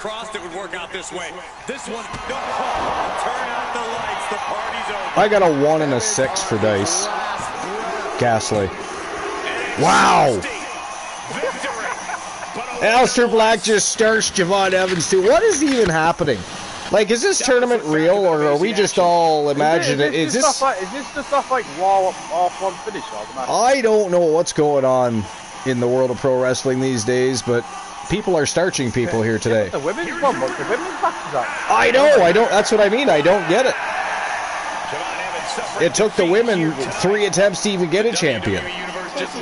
Don't get me wrong, their matches have been quick too, but not this quick. Not this quick. There's been some great matches in the women's speed division. It was exciting. This is like a constant starching. You might as well call this jobber matches. Wow. All right, so Alistair Black, ladies and gentlemen, moving on to the tournament final with the right to fight for the vacant TWA Speed Championship. Who's going to join him? It's a battle of the Ego Club here. It is Dirty Dom versus Zach Payne. Which one of the Ego Club members are going to move on to face Alistair Black? We're going to find out right now. What do you guys think? Dom or Payne? I'm going with Dom. I'm going Payne. The leader of the Ego Club or the protege brought into the Ego Club? Man put out his own brother to bring Dirty Dom in. And now he's been having nothing but problems with Dom and his inflated ego, I guess, if you will.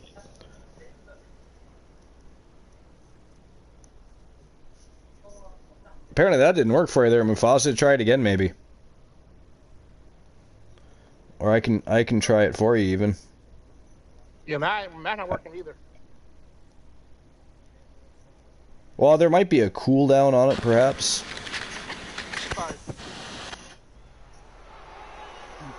How the fuck did I just miss that one? 335 for Mufasa. Dirty Dom is on the premises. I thought snitches get stitches, Corey. I'm not ratting on Dom. I'm telling the lawmen to watch their backs. And let's see what we get for Boss. The following contest will be Nothing. a championship tournament. Nothing for Boss. Making his way to the ring. Well, damn. Isn't that rude? From San Diego, California, weighing in at 200 Yeah, maybe. And Rocky's winning dice today.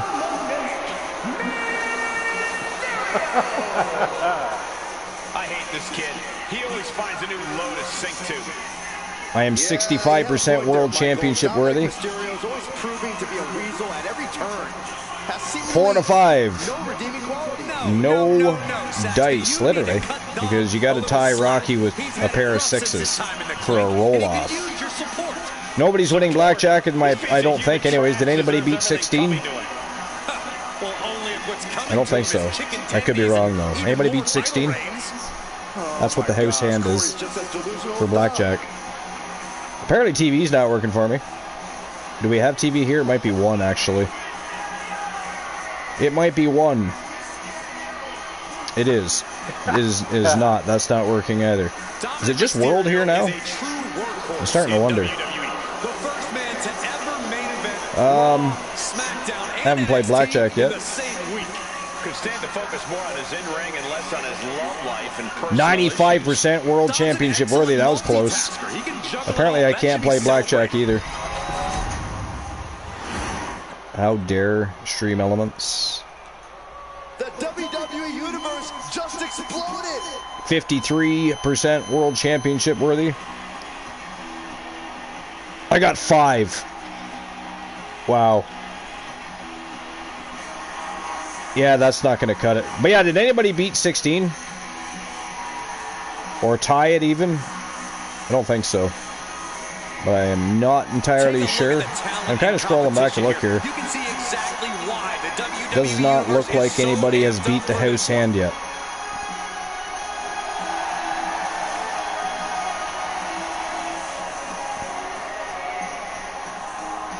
Yeah, no, nobody's beat the house hand yet.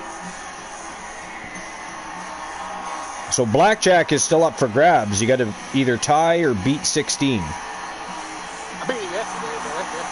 Yeah, that's yesterday. That does not matter, sir.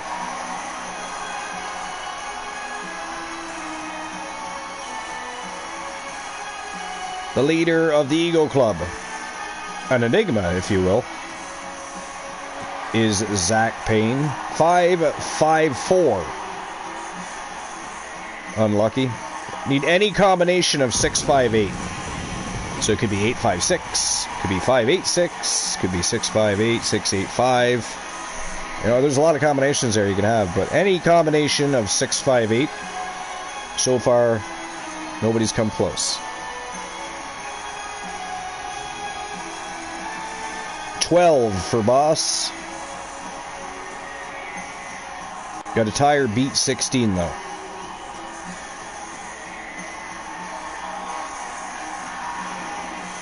Will it let me play again? I don't know.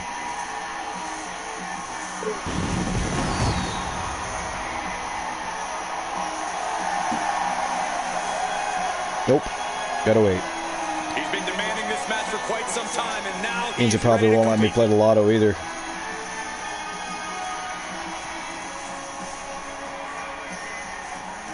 Oh, yep. It did.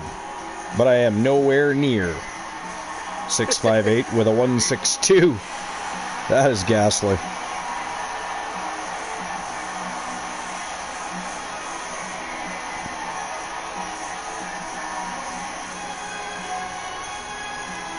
Six and a 3. No dice for me. So unless somebody ties Rocky by the end of this tournament, he'll of course win at dice today. So far the house is still winning at blackjack, and nobody's won the lotto. Nobody has become world championship worthy.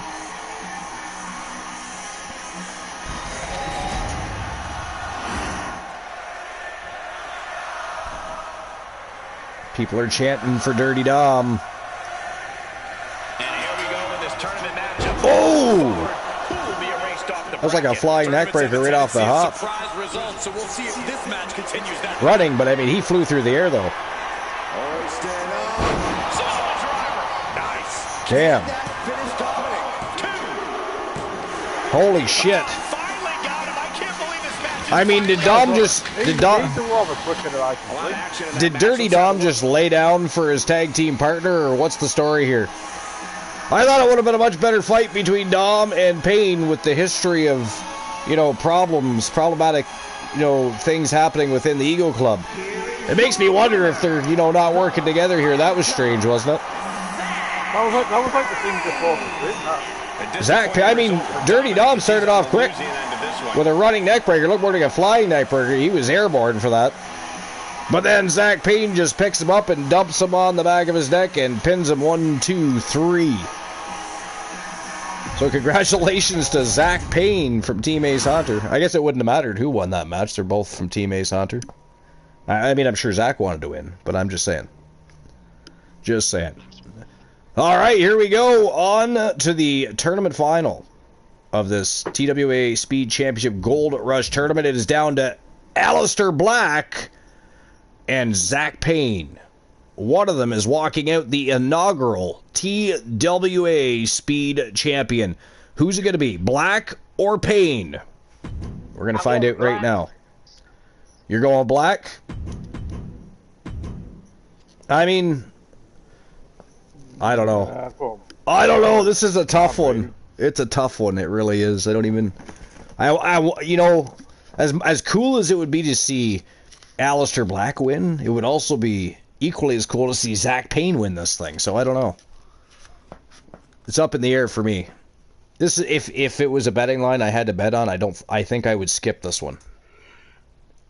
I would skip this one.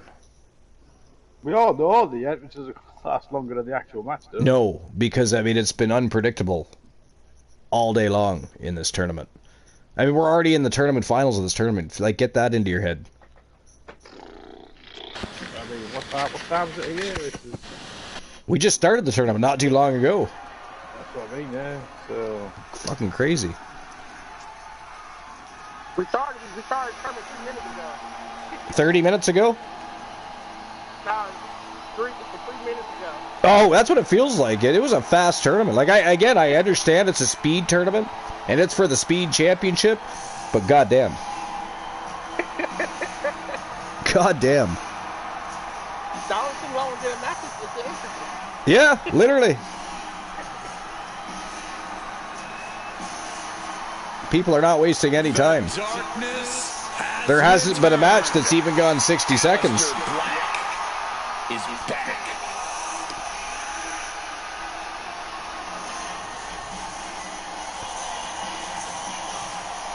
Aleister Black focused on winning championship gold here in TWA. He was once the interim WCW United States champion, so he has tasted gold. Of course, TWA's WCW is now defunct.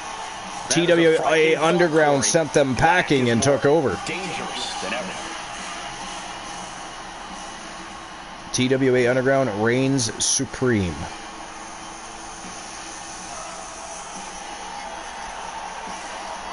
And WCW off to an eternal sleep.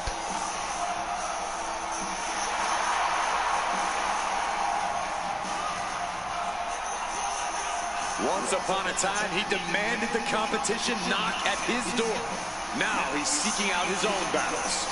Black has already found multiple victims since his return, has already made so many competitors. Aleister Black, ladies and gentlemen. I believe we'll see another tonight. Heck, I don't think Aleister's going to stop at just one.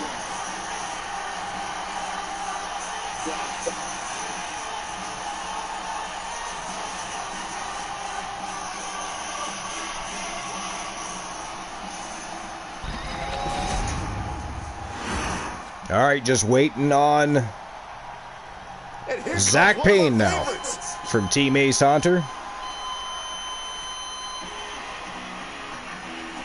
You still here, Ace? I don't know if Ace is still here or if he had other things to do. He was here earlier.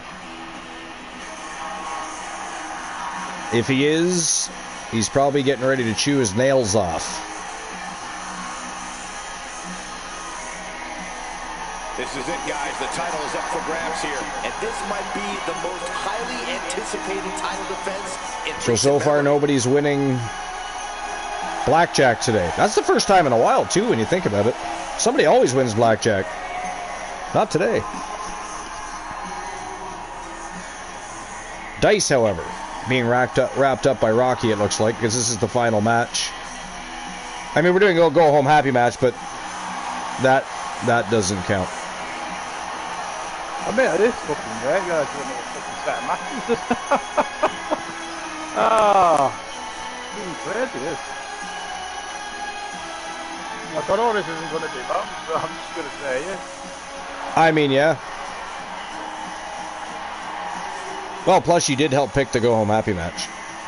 I did, yeah, I did pick the You did help pick the go-home happy match. So we still have that. Kurt Angle versus John Cena will be our closing match of the day. An homage to the now retired, never seen 17, greatest of all time, the last real champion, John Cena. I actually like that when you was getting people to announce them as well. I mean, they still did it even after he was done the heel turn. I think he did that as a way of being obnoxious during the heel turn, but it's kind of stuck with him.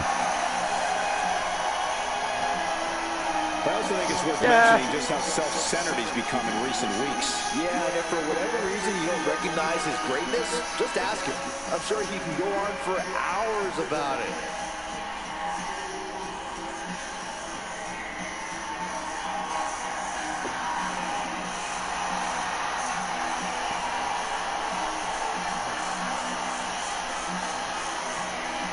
Zach Payne wants to cause Aleister Black some pain and take home that TWA Speed Championship. Can he get the job done? Will he complete his agenda? Or will Aleister Black turn out the lights of Zach Payne and take it home himself? We're going to find out here in just a few moments. Literally, actually. Just a few moments, probably. Do not sneeze, blink, or anything in between.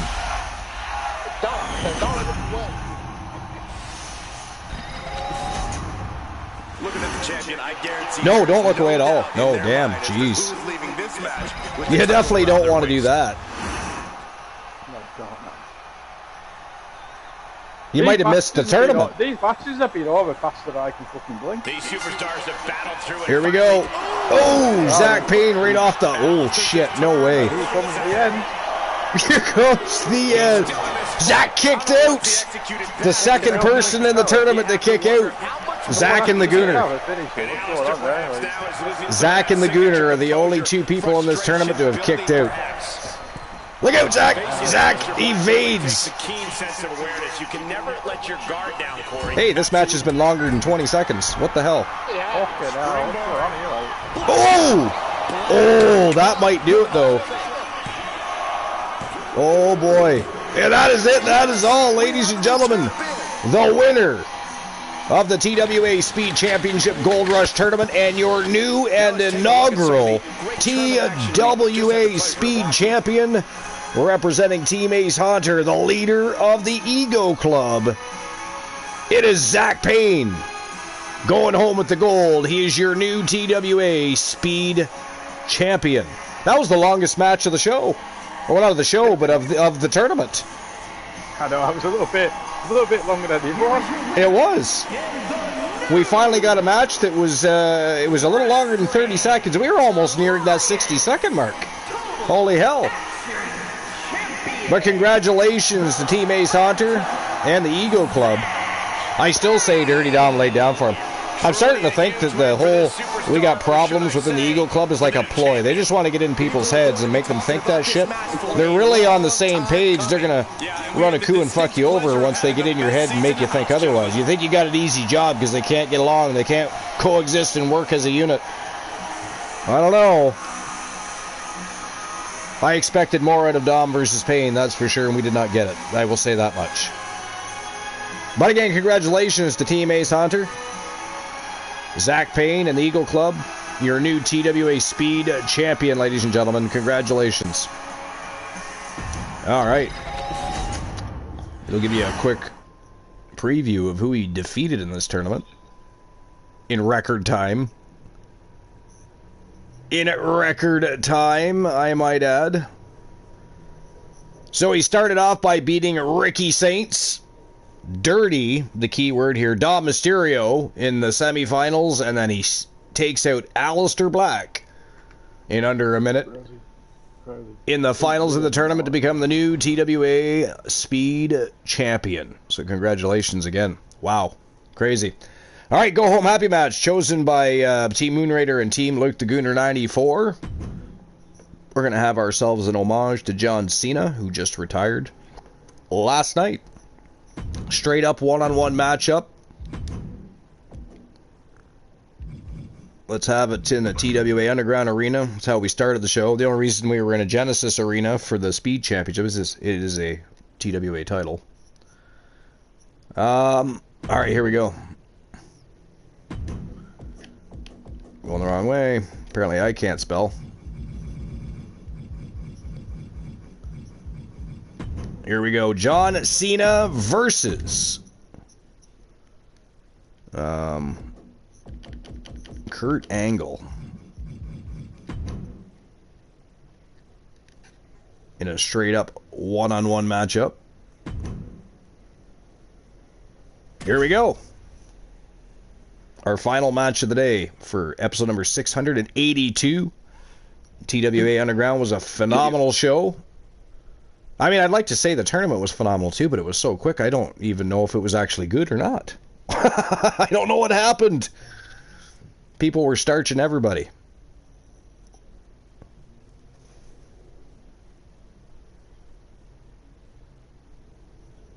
Craziness. That's what today was in the Speed Championship Gold Rush Tournament. Craziness.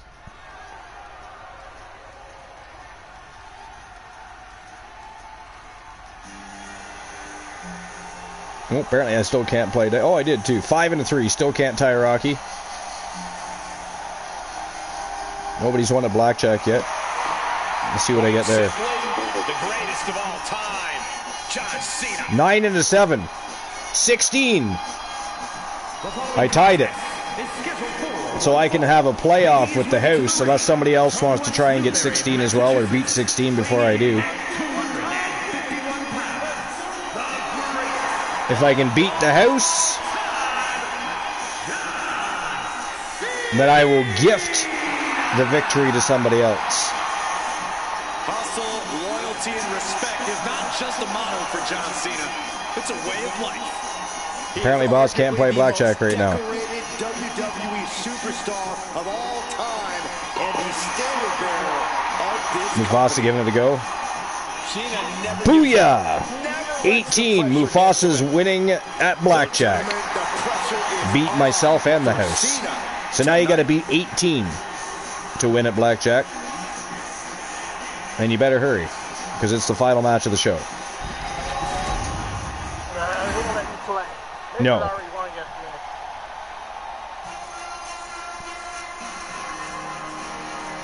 Here he comes, the man that won a Olympic gold medal with a broken freaking neck. Former multiple-time champion Kurt Angle. Set to do battle against John Cena. gold medalist and a multiple-time WWE champion. It takes a lot of ruthless aggression to even Who's picking who? against Kurt Angle. Is it going to be John Cena or Kurt Angle, guys? What do you think? John Cena. I'm going with John Cena. John Cena. Luke, what about you? Cena or Angle? I'm going John Cena. You're going John Just for the Cena? hell of it. Just for I the like hell of it. Angle a lot better than John Cena, but I'm going John Cena. 'Cause it's just Well, just to say I did, I'm going to go against both of you. And I'm going to go with Kurt Angle here.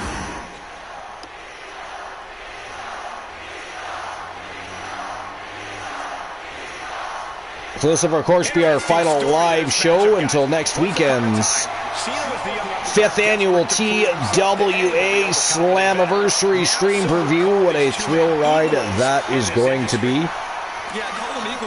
Will probably be next Sunday.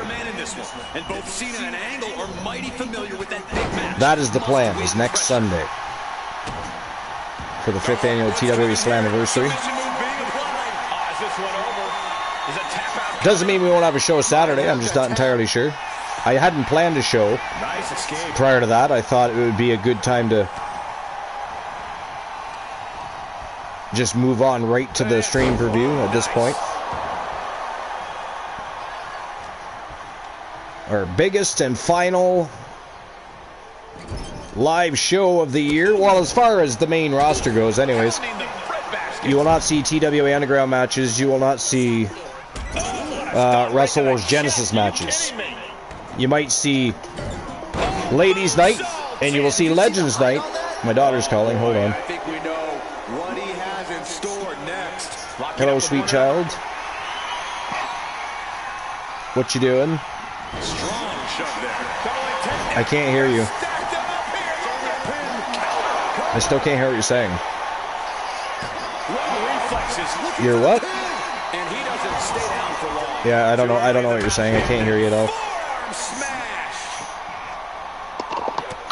Look at this, just unloading. You're what? And a shot to the gut too. Making my gift? Oh, cool. As her opponent down. Okay, that's awesome. You can see the intent behind that attack. It's gonna be a a second. He might be Yeah. a submission. I can't. Well, why are you telling me what my gift is? Can John Cena find candy. the What way? candy feel like? Able to Jujubes. free himself in the triangle. Tell me every a chocolate bar you like. Chocolate bars? I mean, I'm not too picky when it comes to that. But I like Arrow. His experience, Kurt looked outclassed there. You like Mars bars? John Yeah, I Cena do like Mars bars. going on the attack. Snickers. What's your favorite one? I don't really have a favorite. I like them all. Well, that's Okay, Rumble. I'll get you something that you like. Okay. Was just I might get you two. It depends when I'm willing to upstairs. take the Yeah. high risk to the outside, and it paid off Okay. big time. And gets tossed back. All right. Well, let me call you back in about 5 minutes. Cena still divisive as ever with the WWE Well, I can't because Universe. You I'm can't deny using his my legacy. phone. But I won't. I'm just running a show and I'm almost done. So I'll call you right back. Okay. Getting set up Okay. in the corner Love you. now. Love you. Bye. Loving blow to the small of it back. All right. Got him on that turnbuckle. Apparently she's making my present. Angle now with his opponent seated on As she proceeds to tell me what it is. I mean, I don't know what it is, but at least I know what it is, sort of. Angle slam. Angle pins the shoulders down. And a kick out. 2 count by Kurt Angle.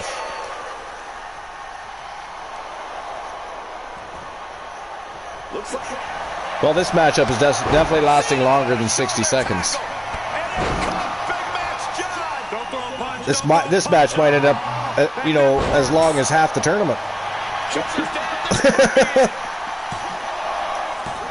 kicks out at 2. I cannot believe what I'm seeing right now. No one can. Fastest tournament in history, I think. Look at the power from Cena. Cena, pendulum face buster. That's gonna hurt. John Cena dropping Angle right on his face. Oh, he's going for a submission. I mean, it's fitting because Angle's going to try and tap him out. He's going to try and rip that ankle right off.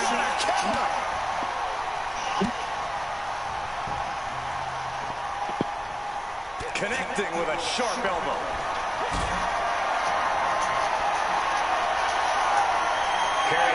Ooh, Kurt Angle with a sit-down powerbomb. He's heading up high. Going upstairs. Air Angle. Moonsault from the top turnbuckle.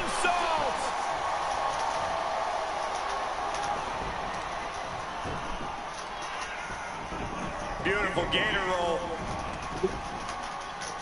Oh, look at this. Gator roll right into a crossface. Disorient your opponent. Oh, we let him out.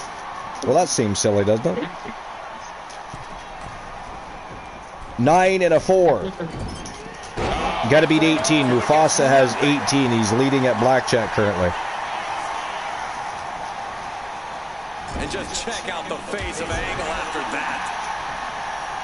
Got to beat 18 or tie it for a playoff.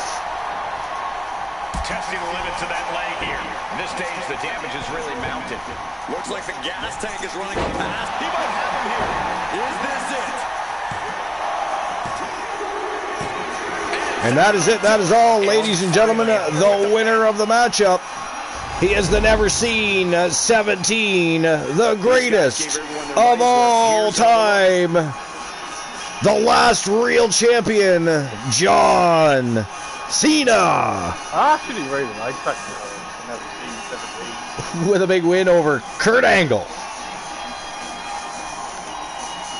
All right, well, that is it. That is all, ladies and gentlemen, for today's show. Episode number 682. TWA Underground, and of course, a Go Home Happy Speed Championship Gold Rush tournament. It was lightning fast. It was easily the quickest tournament ever. But we do have a new men's speed champion by the name of Zach Payne. So again, congratulations to Team Ace Honor. We won't be live again until next weekend. I don't know if I'm going to do a show or a tournament before Sunday. But if not, our next live show will be Sunday, when we have our biggest and final show of the year, TWA's 5th annual Slammiversary stream preview. It is going to be a rockin' good time. A thrill ride, a spectacle, an extravaganza, name your cliche. It is going to be awesome. You don't want to miss it. The best of the best are going to show up and go to war for the 5th year in a row to end the year on the right note. I don't know if is there anybody that we know that is Oni Shinobi FU is still live. Absolutely hard-fought victory for John Cena here tonight. He and Kurt Angle truly Let's see here. limit, but only one man could stand tall in the end. Cena has certainly come a long way since his early days here in WWE.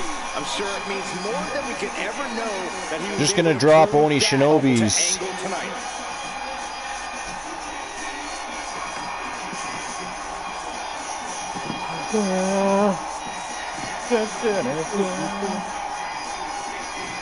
link in the chat here. There we go. We can't invade anybody because we are live on YouTube. We are not in the land of Twitch. But if you click that link, you can go enjoy the rest of Oni Shinobi's show. And I'd appreciate it if you went over, stop by, show him some love and support. I'm sure his show is fantastic. But it's that time of day. 682's over and out. 5th annual TWA Slammiversary next Sunday. We'll see you later. Have a great day. Thanks for coming out. Lovely parting gifts next time. Goodbye.